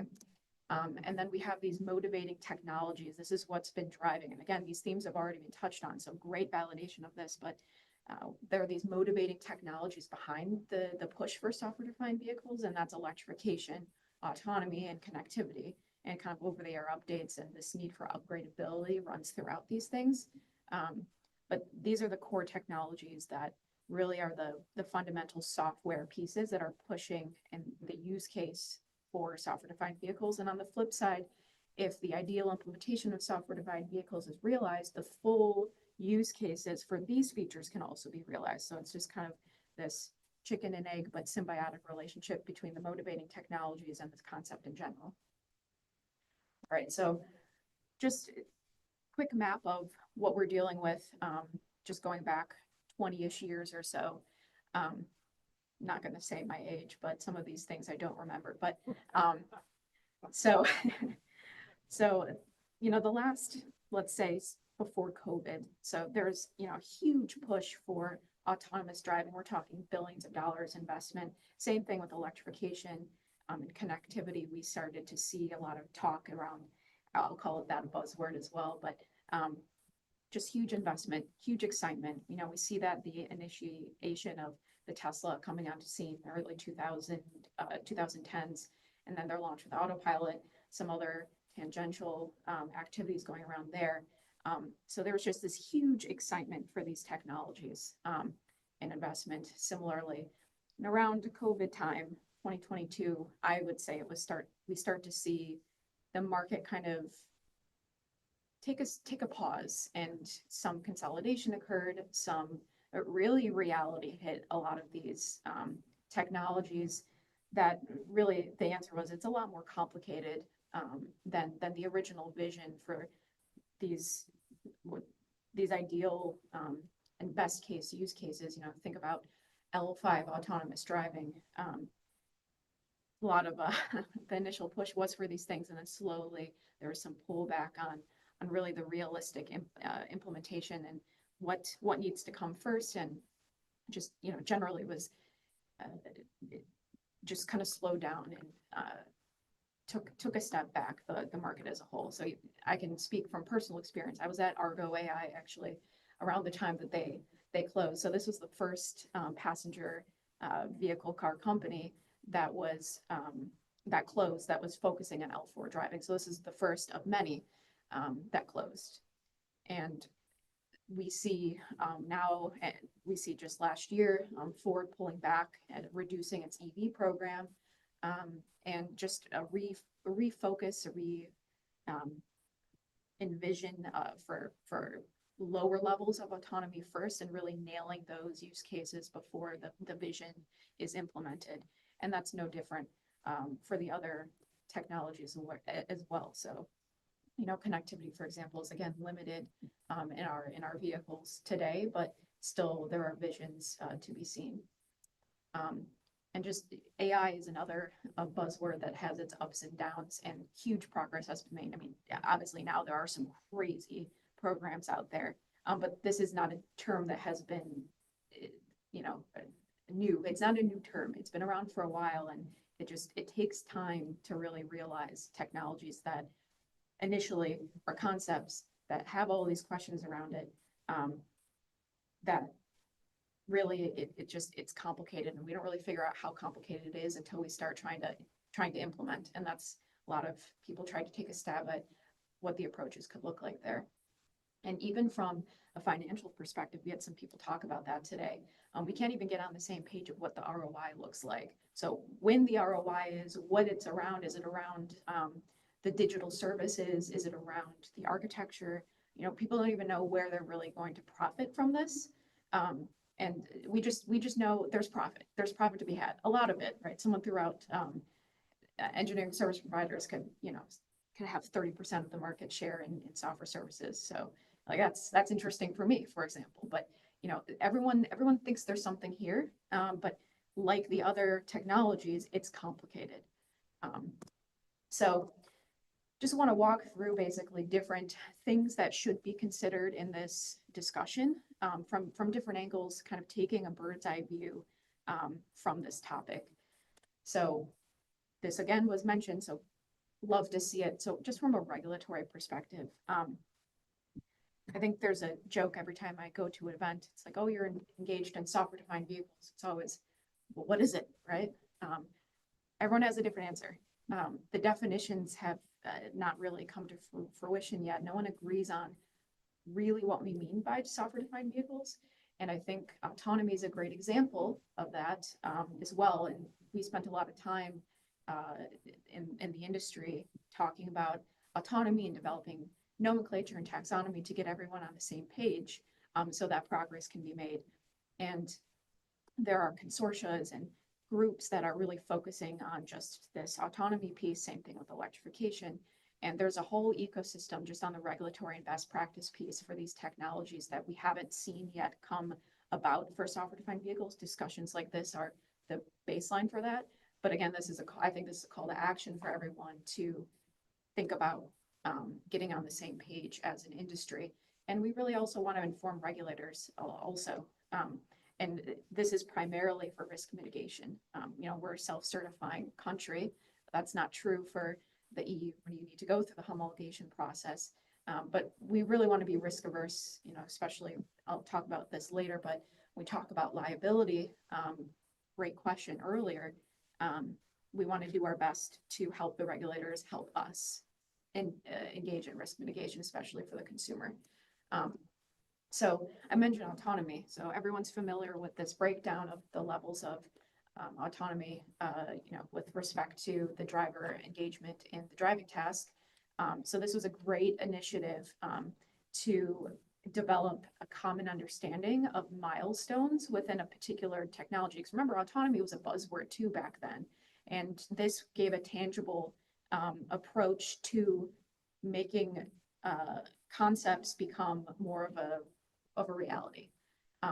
So there are groups that have already started thinking about milestones or approaches to the levels of software-defined vehicles. So Electrobit talked about this at CES, for example. SBD has tried to take a stab as well. So there are people thinking about it, but there are vastly different approaches because again, the complexity is just unmatched. And modern problems, modern solutions, right? So you can even have ChatGPT try to give you different levels here. And it's so interesting because each of these groups, and ChatGPT included, breaks down the milestones in different ways. So there are just so many ways to skin a cat here. But it's clear that as an industry, we need to start at the definitions. We need to develop a taxonomy. And I think engineering service providers are situated perfectly to help and facilitate all of the entities to do as such. And there are groups out of Europe kind of thinking about this. And there are some best practice consortia in the US that are throwing around the idea of developing SDV specific activities, but we're still in the very early stages. And great example, AEB is just becoming a mandate, but we've had ADAS applications in our vehicles for some time now. So we see this lag in regulatory framework for technology that's been around for so long, and this is a liability issue, but it's also a consumer-facing issue when they don't really know what's in the vehicle, and neither does the government. So just this crazy map here on the side is the regulatory landscape for autonomy, and you can see this is 10 years in the making of developing best practices, definitions, and we're new to the game here in SDV, but it's so important to progress a technology that still has so many questions associated with it. So from a different angle, liability and insurance, it's not just from the OEMs or a tier perspective or software company perspective, if they're where their liability is being introduced. We talked about over-the-air updates, and if there's an update that goes wrong, and especially if we're talking about super frequent software updates, that introduces cybersecurity risks, if not functional safety concerns. How does that impact the hardware model as well? There's a question brought up earlier on that. Even this connectivity angle, you can have infrastructure to vehicle connectivity. So there's physical cyber risks as well. So cybersecurity is huge, but it's not just from an OEM or automotive perspective, but it's also the companies that are insuring these groups. We've had several conversations from the autonomous driving perspective, specifically on, well, how do we know if those vehicles are safe? And like I said, there are many ways to skin a cat there, but the insurance companies even want to know what the risk is. So it's not just the automotive groups that need to figure this out. It's the insurance groups, and if they don't insure, they don't get on board with the automotive groups, you don't have the full picture there. And even just from an attitude perspective, what it takes to develop a vehicle that is a weapon ultimately versus a phone, it's totally different. So there are just risks in the whole process and culture surrounding the phone on wheels concept. And then where there's liability, there's increased insurance risk. But this could be an opportunity to create new concepts to mitigate risks here. It doesn't just have to be, okay, well, we accept these and you go through the analysis and write some requirements, which my background's in functional safety, so I strongly believe in that. But these could be new opportunities for new ways to improve safety, not just from the ADAS perspective, which brings its own threats.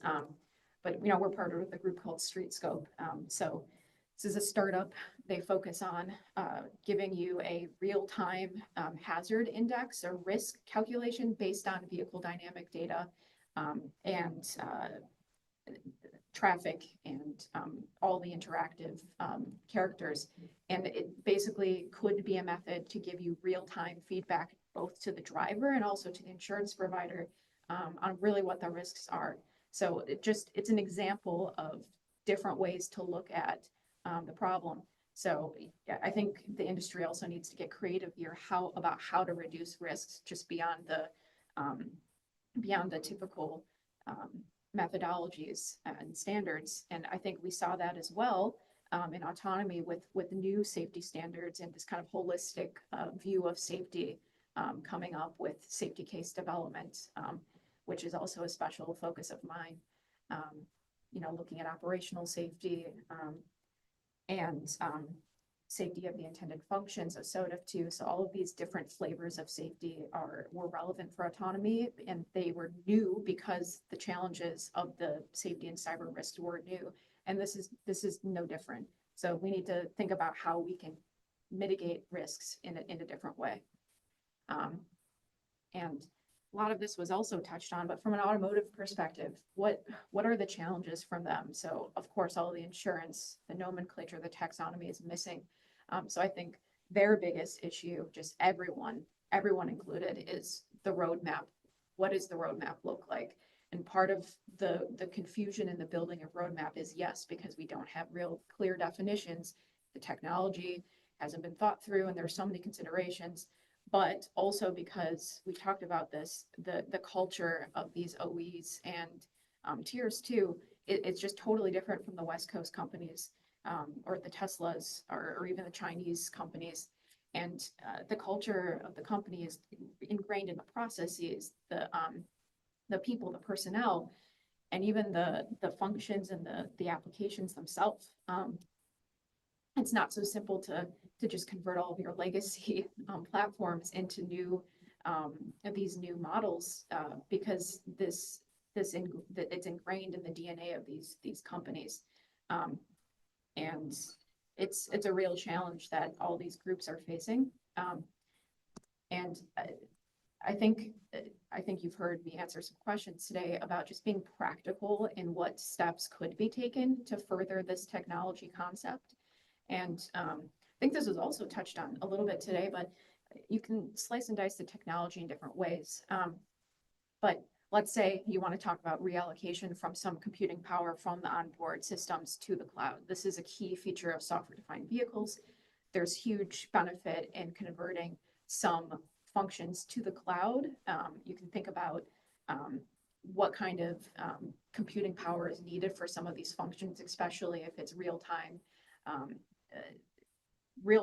updating and giving some feedback. So you can develop a roadmap in different ways. And this is just one of the ways, because you know that some of the features need to eventually go to the cloud. Okay, so what can you do?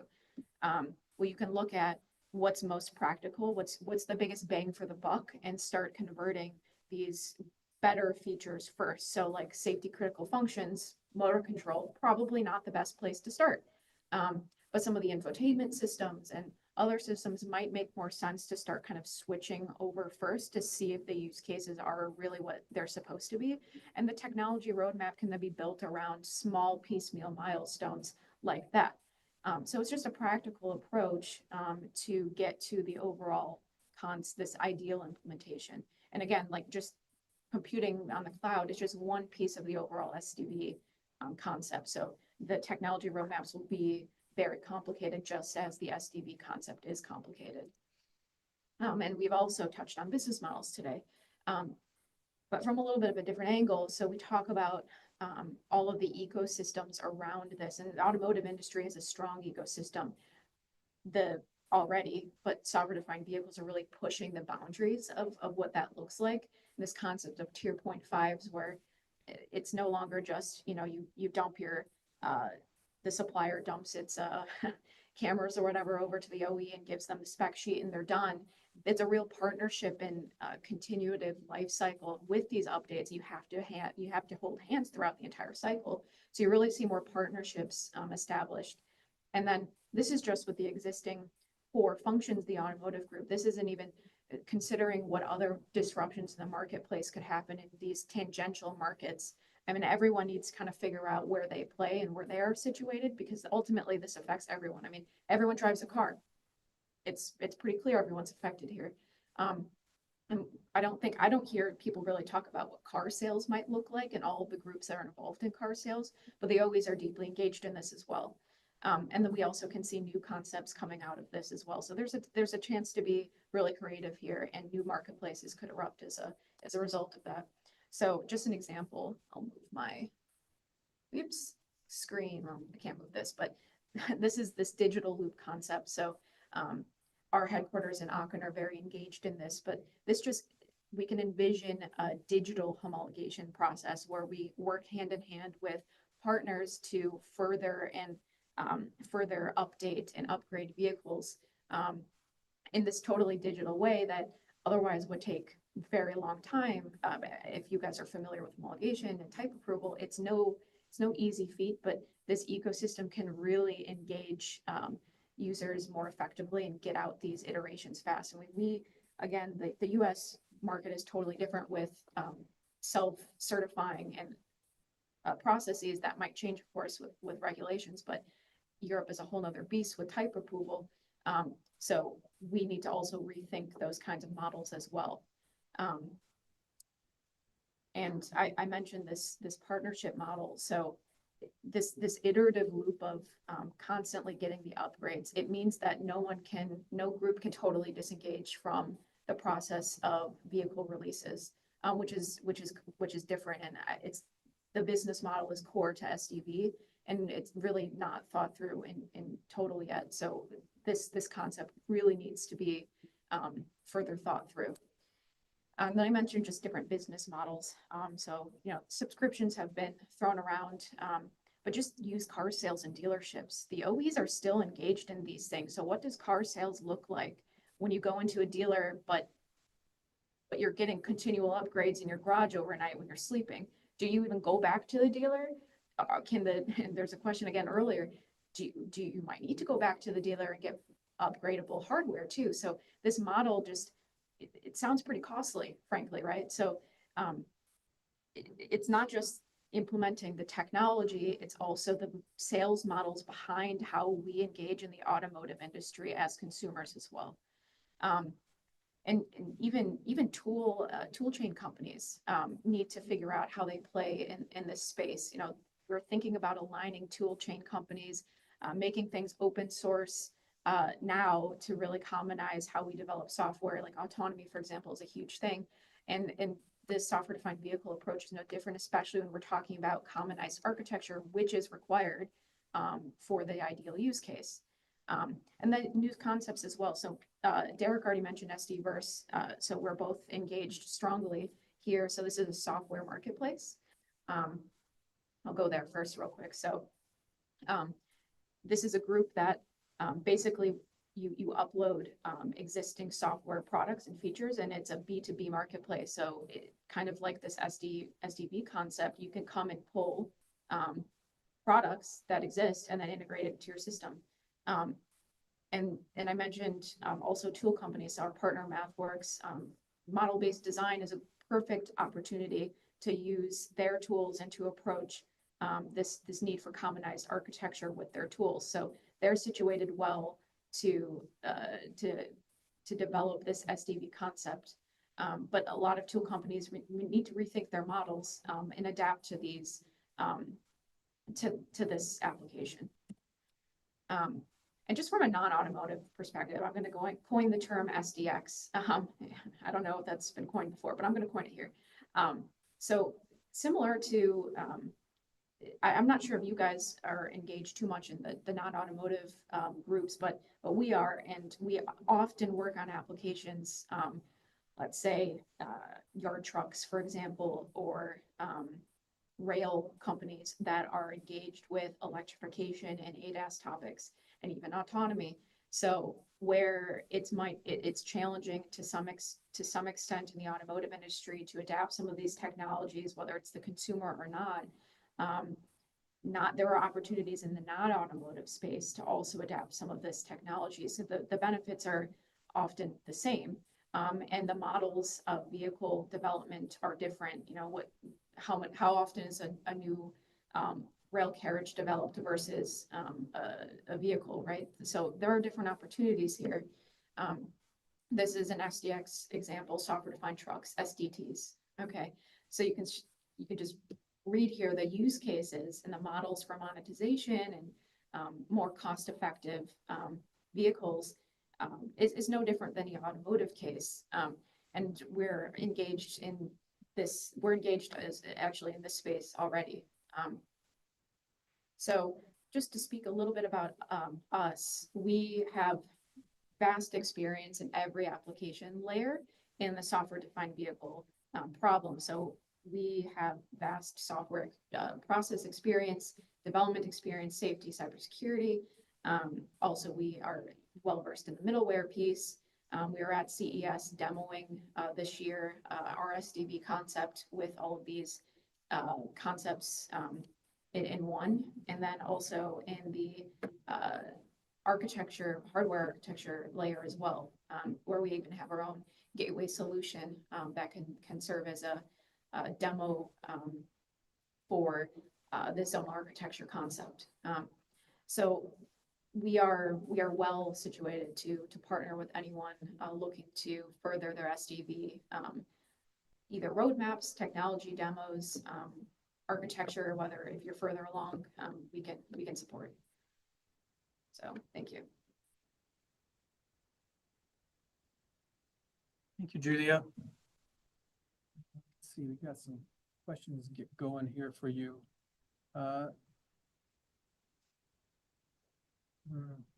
Wanted to talk about the SD-verse to start with. Yeah, can you tell us a little more about how the SD-verse story is playing out so far, and how long has it been in existence? Where is it today, and where do you see it happen in the future? Yeah, so I'd love to hear. It's a really big face. I'd love to hear Derek's thoughts on these two if he's still online. But it's been around for a couple of years. The origin story is that a couple individuals left their main jobs to start this company because of the SDV enthusiasm, and so all of the partners, which FEV is a founding member and strongly engaged, we've got, if not disproportionately, the largest or one of the largest number of products. So we strongly believe that there's opportunity for a B2B marketplace, specifically within this SD-verse concept. And it's early, just like the SDV concept in general is early, but there's huge potential there. So I'm curious what, Derek, you think. Derek, are you still with us? Yes, I am. Do you see me? I'm coming back. There we go. I agree with Julie. I think it's we went live in September. I liken SD-verse to a store. We are stocking the shelves Once the shelves are interesting enough for people to come in and buy, they will.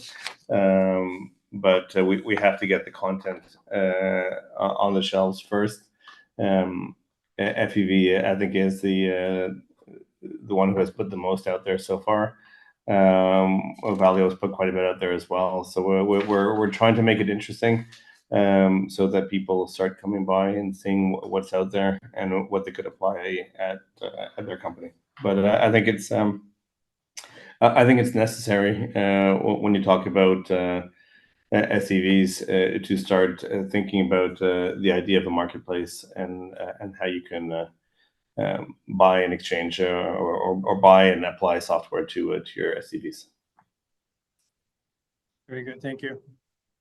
Julia, and this is for every, yeah, sure, you might want to I say was something. now as a new stakeholder at STVerse, Bosch has been a little bit earlier, but it was also joined STVerse as a separate entity, although we are 100% owned by Bosch, but we have our own membership now. And STVerse is an interesting concept in the marketplace now that pushed by GM, Wipro, and Magna, established by these three companies, but more companies joined. Valio and FEV were part of the founding, part of the same day that it was launched. They joined the STVerse.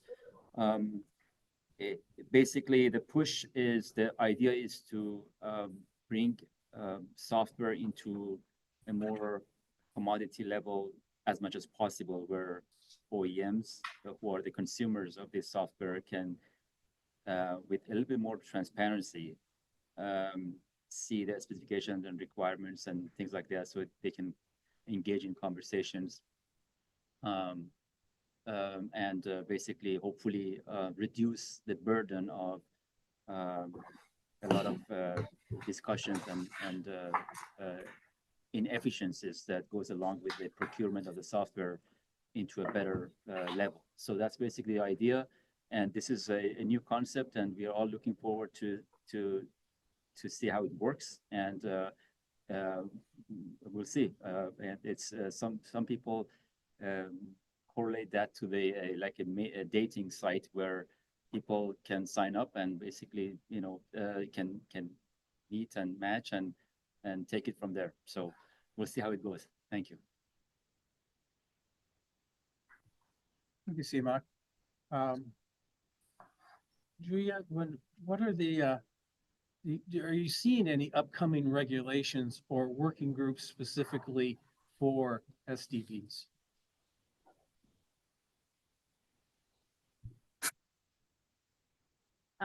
Yeah, there's more activity in Europe. So a group called SOFI, for example, has already kind of started thinking about it, but it's, I would say, mostly from a philosophical point of view. So I think the U.S. approach, for example, the SAE levels of autonomy, I have not seen concrete discussions around that in these consortia. But my colleague here is engaged, let's say, for example, the AVSC best practices. And they're thinking about, there's been a lot of discussion about starting SDV specific groups, and I'm sure that's true for all of the other entities as well. So I will say Europe is slightly farther along, at least because they have groups talking about it, but all of the players are not on the table, and the focus of the discussions need to be refined more.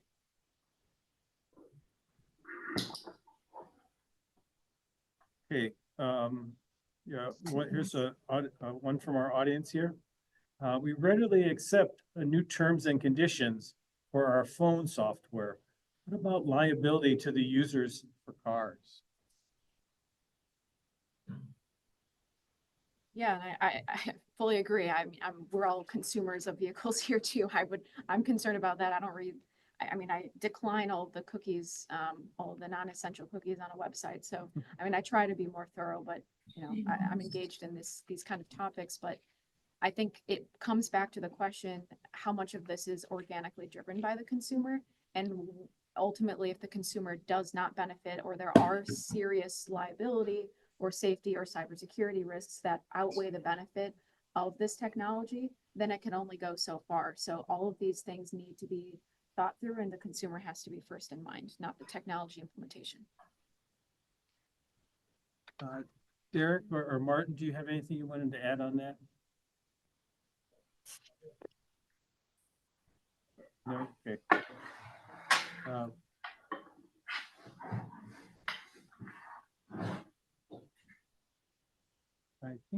I think those are all the questions we have for you right now, Julia. Thank you very much.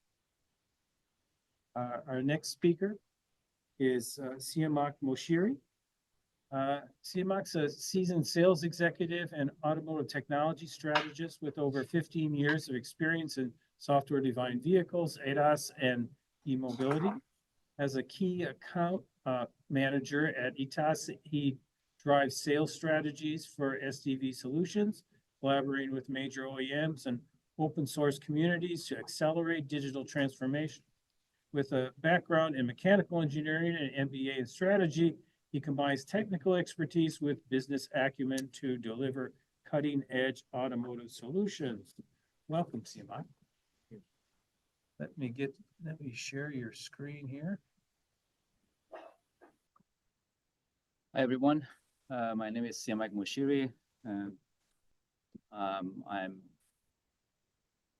a sales manager at ITAS. ITAS is a subsidiary of Bosch organization, founded in 1994.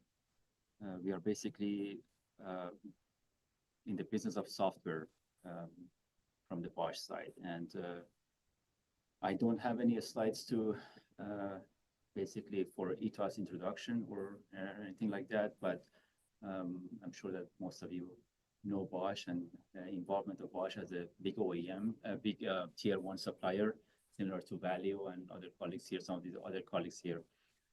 So we are basically deeply involved in the software development for embedded systems. That's how it started. And now in the last, I would say 10 years or so, we are heavily also involved in the middleware solutions and ADAS solutions and software around those solutions. A lot of compute system software development, mainly AUTOSAR classic, AUTOSAR adaptive, and middleware, edge middleware, and all those things. My presentation is today about mainly focusing on supplier side or basically tier one suppliers, and what are the complications and what are the challenges that we have in this sphere in the transition from the old system to the software-defined vehicles. So these are the topics that I'm going to touch on, not necessarily in an order, but basically the importance of software sourcing for OEMs. We will see a bit of their strategies and the challenges that they have in this transition, the make versus buy, which is a very big dilemma right now, and a lot of OEMs are dealing with it. And also the relationships between suppliers and OEMs, which is going to be a new and interesting challenge. And then some of the standardization pressures that OEMs have, and also at the same time suppliers. And then I conclude by final thoughts. So we cannot really skip this type of presentation without going into the definition of the software-defined vehicle that many of you heard from. Why is it moving? Okay. Many of you heard from the previous presenters the definition of the software-defined vehicle. Basically, I'm going to go also over it. It's inevitable. So why is it disappearing? Okay, maybe it's timed. Yeah, it's out of time already.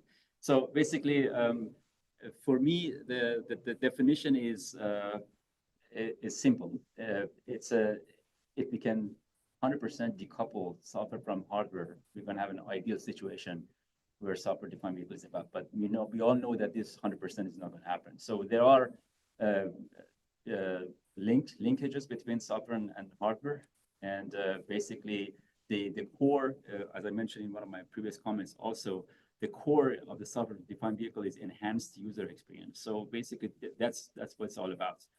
I'm sorry for this I don't know why it's timed. So I highlighted the enhanced user experience to mention that this is a driver for software-defined vehicle, and if we forget the user experience, there would be no value or little value for actually doing this software-defined vehicle. And of course, with it, hopefully comes the performance optimization. All this data analytics and optimization of the vehicle operations are in the core and the result of the software-defined vehicle, hopefully. So sorry about this transition of my slide here, but so as a result of this, OEMs these days are not really in the business of making vehicles anymore,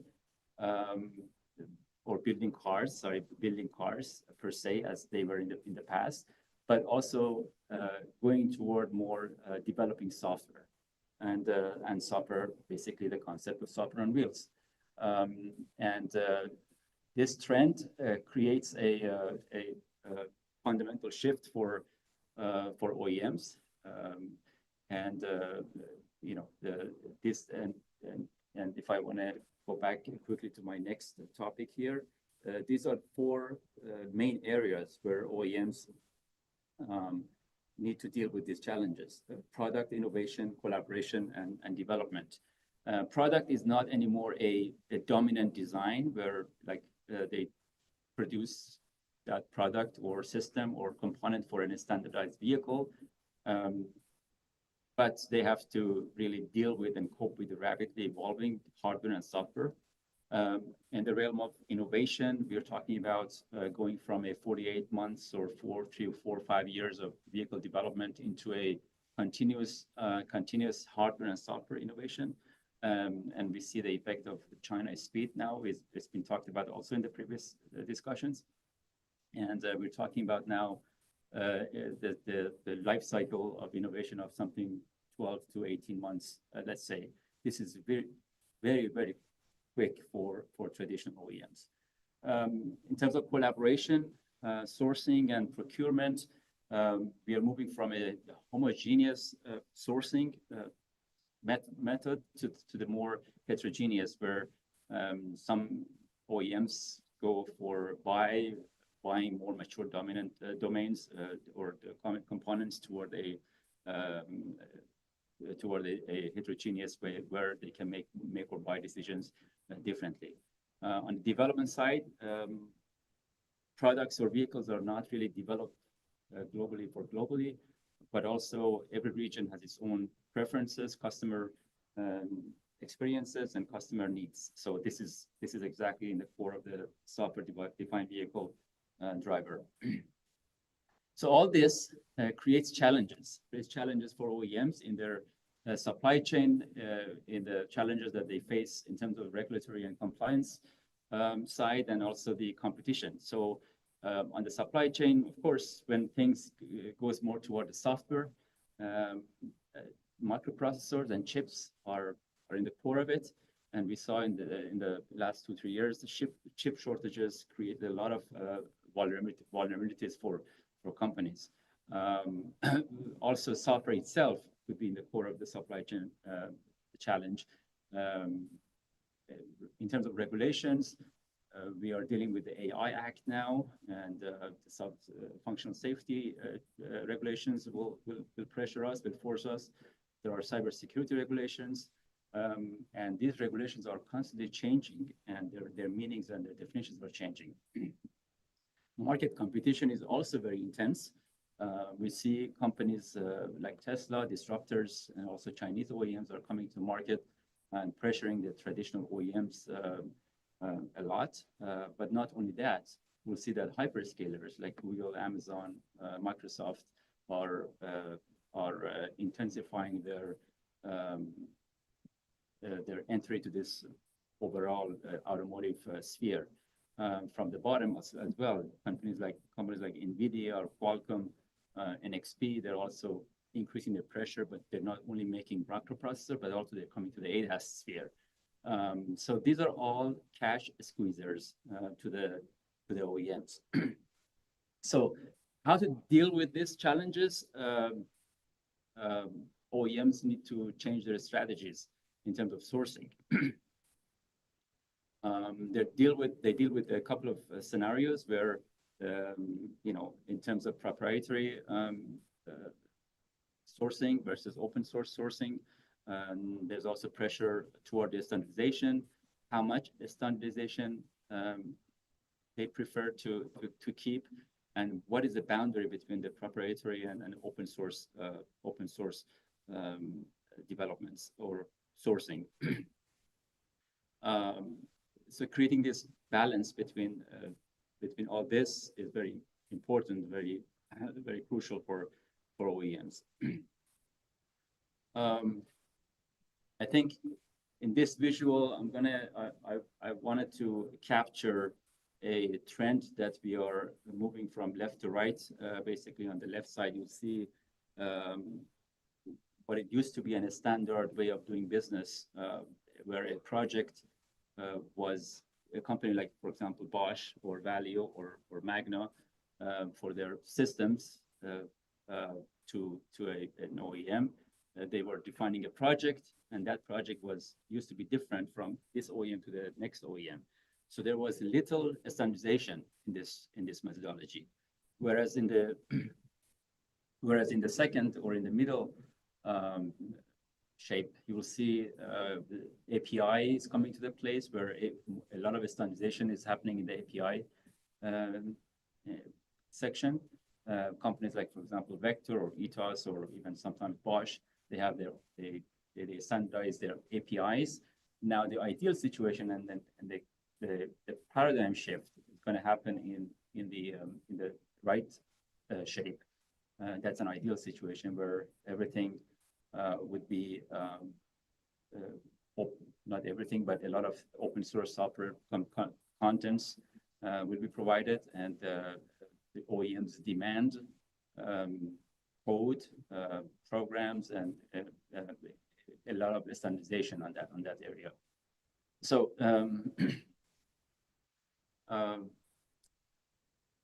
few things that are pressuring actually or forcing OEMs to make decisions are, of course, cost decisions, cost considerations, but also the decisions whether to have upfront investments versus longer-term investments. That brings them to make decisions on in-house development or considerations for in-house software development or strategic partnerships. We have also another model that we see in the next slide. In-house development companies like Tesla, for example, are famous for their vertical integration. Software developments are a lot done in-house. A lot of Chinese also manufacturers or OEMs also going to that route. Partnerships are mainly the model of companies that are dealing with the legacy systems, traditional OEMs, a lot of European manufacturers, also the US OEMs. This is kind of a rough picture of how different OEMs fall into the categories of make versus buy. You'll see that a lot of Asian or a lot of Chinese companies, including Tesla, fall under the make over buy decisions or more in-house development scenarios, where a lot of our North American companies, also a couple of European companies, including Volkswagen, still going with the outsourcing decision, outsourcing scenarios. In the middle, we'll see also strategic partnership companies at BMW, for example, or Mercedes, JLR, are still preferring a strategic partnership with the suppliers. I have a little bit more granular detail of some of these selected companies, for example, in different regions, North America, Europe, Japan, and Korea, and China. And you see under each region, there are some select companies, and they are ranked based on whether they are a prospector, or a defender, or an analyzer. A prospector is similar to, for example, imagine a company who are more innovation or technology driven. Defenders are more traditional OEMs, and analyzers are somewhere somewhere in between. And you see that they have, depending on which category they are in, they have different strategies. For example, a company like Tesla has a lot of focus on the technology. So their priority is technology. So they make decisions or sourcing decisions of preference, make over buy, in order to to stay best in class, or and their technology is also mainly developed for regional North America and China as well. On the other hand, a company like GM, for example, or you will see that the focus is still quality. So they make decisions, or scenario that they're choosing is sourcing decisions based on make and buy. And then of course, their reach is global. Most of the European companies you see in the middle, their focus is quality. So they go to market strategy is quality. They make sourcing decisions based on make over buy, some of them, and some of them make and buy, and their outreach is also global. This is more like a kind of an analysis of how companies, main OEMs, make decisions for their sourcing. I have this slide to show the importance of collaboration and partnerships in automotive industry.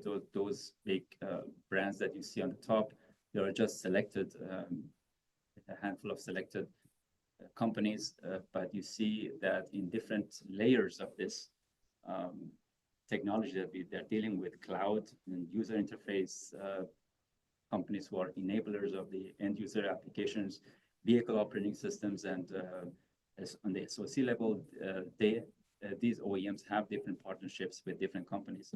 And one of the takeaways that I have from this slide, by the way, if some of you don't see some of the companies here, this is just a rough picture. It's not a detail to the very much detail. So I apologize if you see some inaccuracies here, but this is a rough picture for the sake of presentation. So, for example, on the cloud platform layer, you see a lot of hyperscalers like Google and Amazon or Microsoft are dominant in that layer.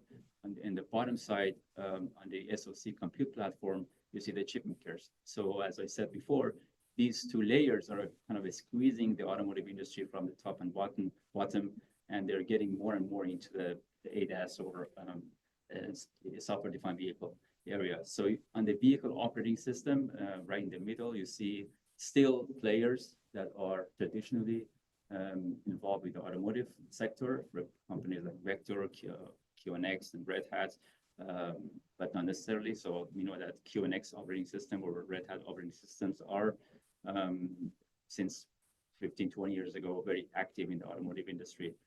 So this creates a challenge for a lot of tier suppliers.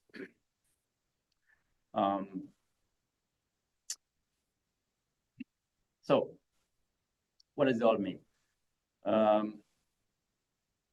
A strategic source is important for OEMs. So they have to make decisions based on what market demands. Tier suppliers have to really adopt to service-based models, and they have to really get used to what market demands, what OEMs are moving toward, which involves continuous software updates, cybersecurity patch developments, and nowadays AI-driven solutions, and AI-driven, for example, predictive maintenance applications.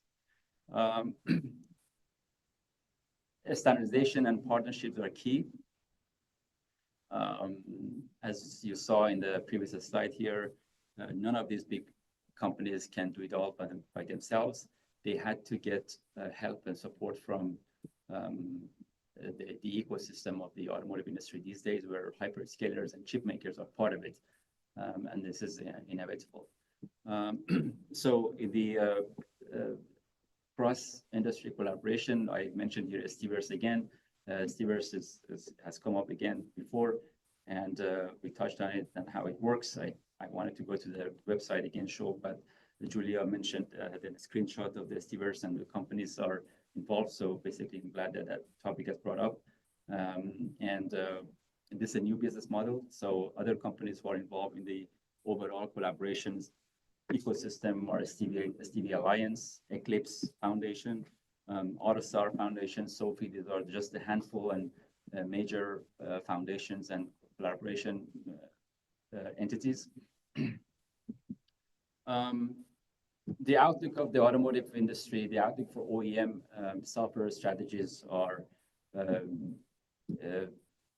adapting to the consumer needs. And as I said, I go back to that point when I mentioned in the beginning, the whole STV concept is because of the user experience, enhancing the user experience. So if not because of the user experience, STV is just useless. And OEMs have to prioritize the customer-centric view. Leveraging AI development is really key these days. We see that I've seen in a couple of LinkedIn posts that we're moving now toward the AI-driven vehicles.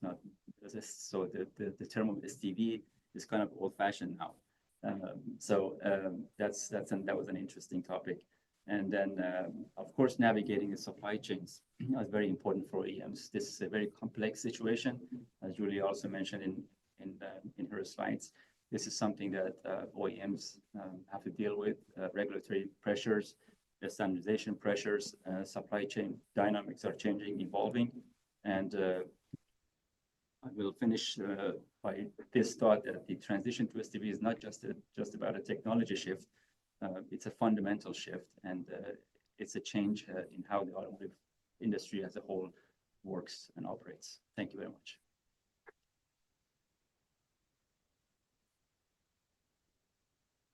Thank you, Simak. Very helpful. You brought up something that I wanted to talk about during the conference, and this story of open source. And when you think about the open source strategies, do they create a problem for cybersecurity? I think that's one of the main things I want to talk about to start with. Yeah, definitely. The open source is not for every layer of those software development or the journey of the software development. Actually, is a long journey. Open source works or functions for non-differentiating parts of the software in general. And I believe cybersecurity, when it comes to safety critical items or highly sensitive parts of the software, that probably perhaps could not be open source. So, or the definition of the responsibilities of where responsibility of the open source ends and where it begins with the OEM needs to be clearly drawn when it comes to cybersecurity and even functional safety. Very good, thank you. I wanted to get your take on that, Derek, on the open source story. How do you see that playing out? I firmly agree with the idea that we need to standardize more and we need to stop reinventing every time over and over again. It's just there are a couple. I have a couple issues with it. The one is the term non-differentiating. I don't know anyone who's in business today that will call what they're doing non-differentiating. So when we look around, we basically say someone else's software is non-differentiating, so it should be free. But what I'm doing is differentiating, so it shouldn't be free. I'm not really sure who's going to provide that, that core stack that will be the foundation of the open source that will go forward.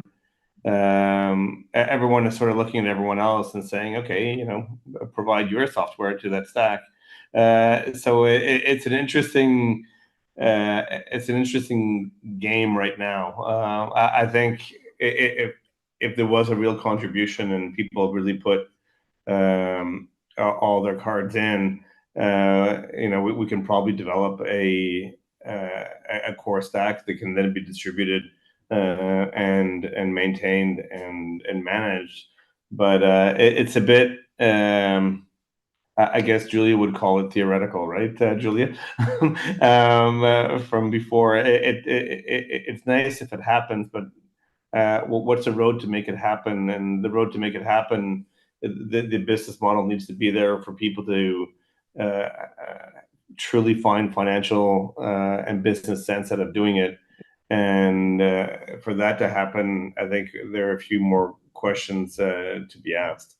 The challenge is, and on the slide when we talked about the hyper-accelerators, I agree the hyper-accelerators are up top, but if we look at the OS layer, there was a certain hyper-accelerator that was also creeping into 4 of the columns, which was called Android. So while you have an open source community talking about how we're going to create the core stack that then we can maintain and find distributors for and create a business model about, there is also hyper accelerators that will be looking at that space and then have already done it in telecommunications that I think pose a risk to the model. So I'm very curious to see how it plays out in the next few months or a couple of years. Yeah, good point. Good point. Martin, did you have anything you want to add on that? Yes, so that's the one thing. And the other thing is, as we see open source initiatives, also a lot of, I mean, they are evolving in Europe, and it's still to prove if they could be fast. I mean, even if you have the people contributing, the question is if they really deliver with code first instead of discussing standards first. And maybe the situation is that someone who's doing it all and then offering to the market is faster. Because that's what we see, for example, in China, right? So there are large tech players, they're doing it mostly by themselves. And they have standardized APIs there are definition, which are kind of standardized and enforced. Yeah, I would say it's still to prove, right, that the European concept will work in this fast moving direction. Yeah, yeah.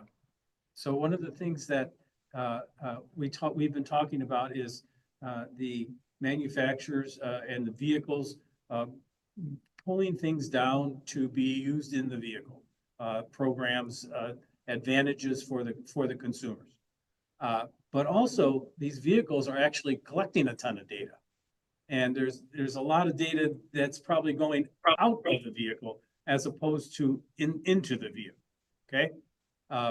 We had one of the early designers for the GM OnStar program on one of our conferences in the past, and he was talking about how GM was drowning in data.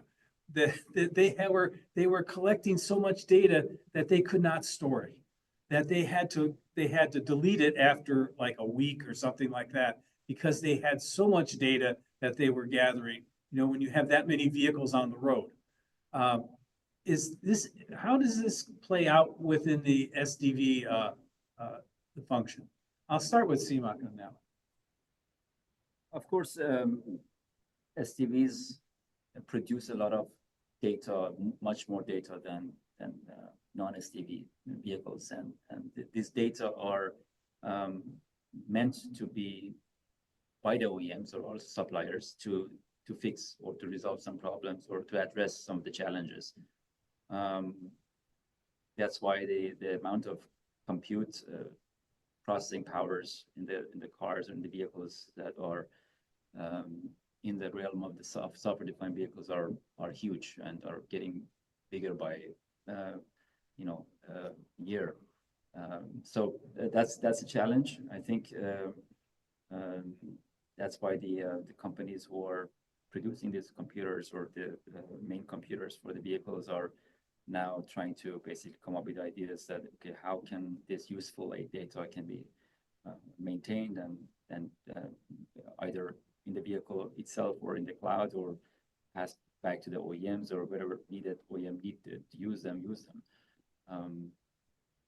I think that I think this is inevitable for companies to deal with the amount of data. I don't know if any other audience wants to add any other sure. question. Yeah. Thank you. Yeah, thank you. Derek, what do you think? What do you think about the drowning? I think data is hugely important. We obviously collect a massive amount of data in development. As soon as the vehicle gets then turned over to the OEM, we don't have any real life data from the users as they drive the cars. All of our data is based on the development, which is critical to the AI models that we're using more and more to deliver functions. AI is continually learning, and a lot of those updates that I was talking about over the life cycle of the software is based on the learning model getting better. How could you detect drowsiness better? If your drowsiness is based on German faces, sorry, Martin, just to choose any country, if it's based on German faces, and all of a sudden you're selling to Toyota, your model needs to learn how to also recognize drowsiness on Japanese faces.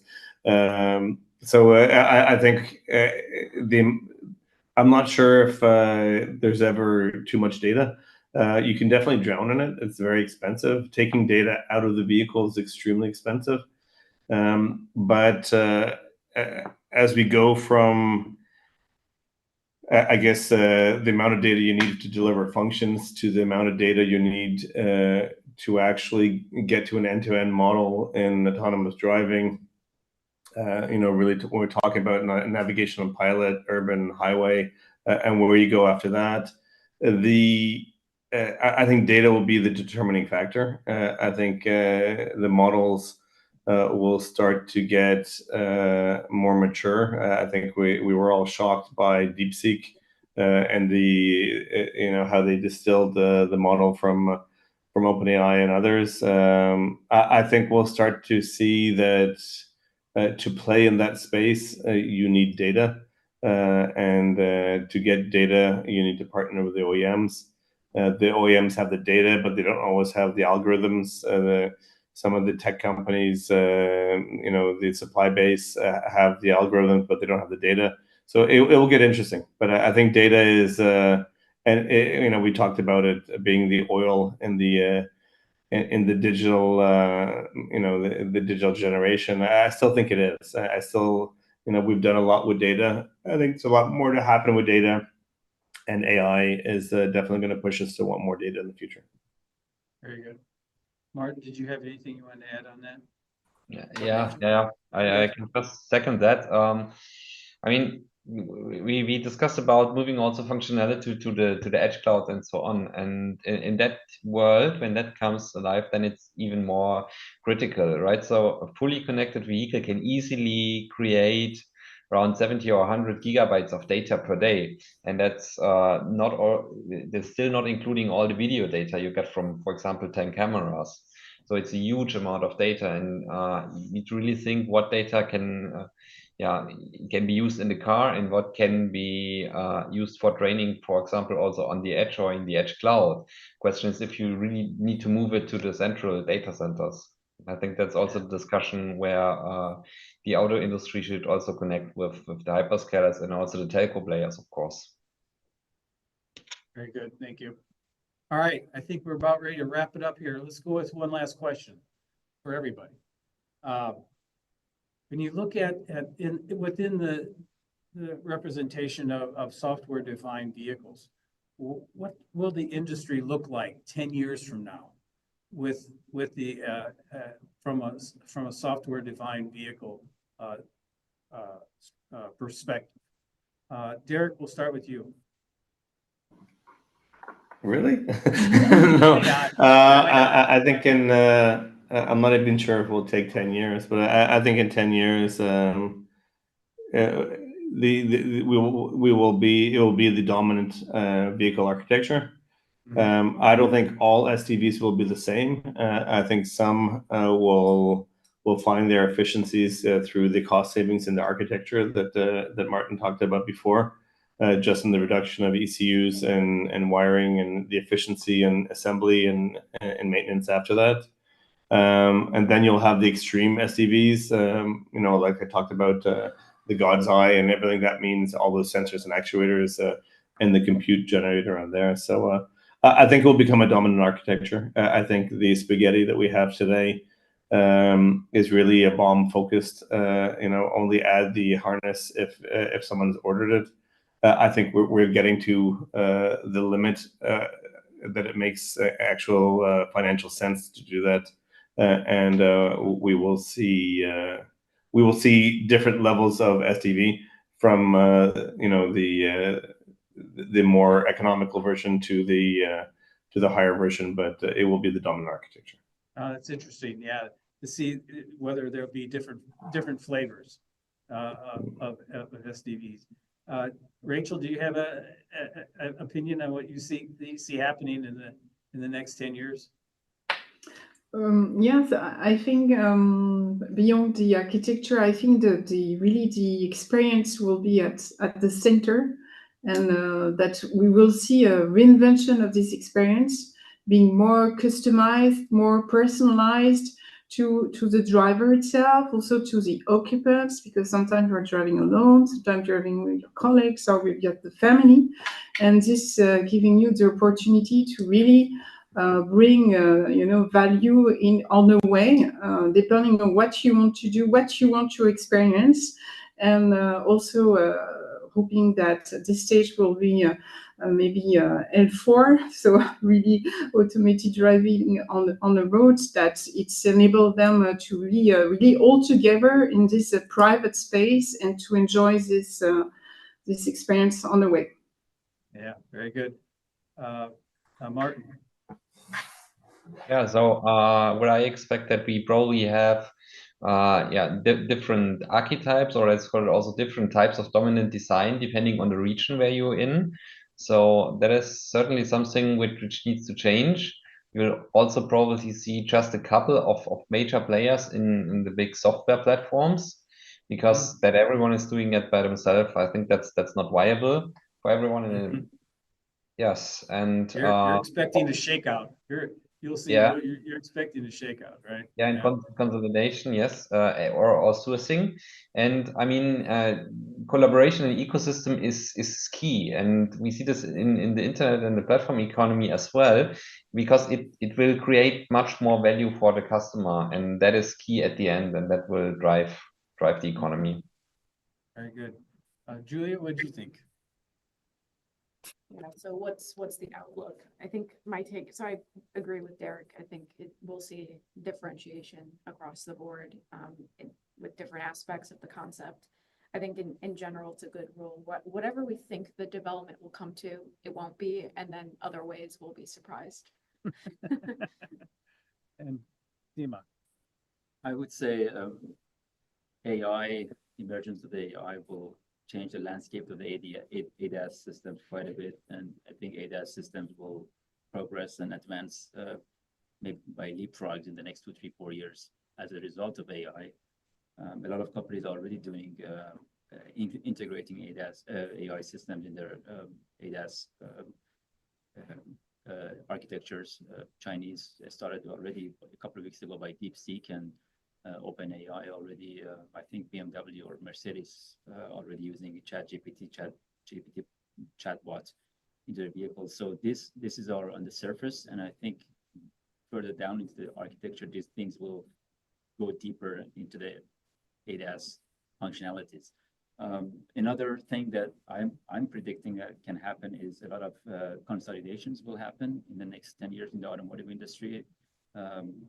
Some companies will shrink, some companies will grow, and some companies even focus only on the hardware, and they see their competitive advantage in producing only the hardware, and some companies grow in the software. Very good. Okay, I think that's all we'll do for today. I want to thank all our speakers, Derek, Rachel, Martin, Tanjeff, wherever you are, and Julia and Siamak. This has been a great panel for giving us some insight into SDVs and where they're heading. Again, thank you very much. Thank you very much. Roar from the crowd. We get a roar from the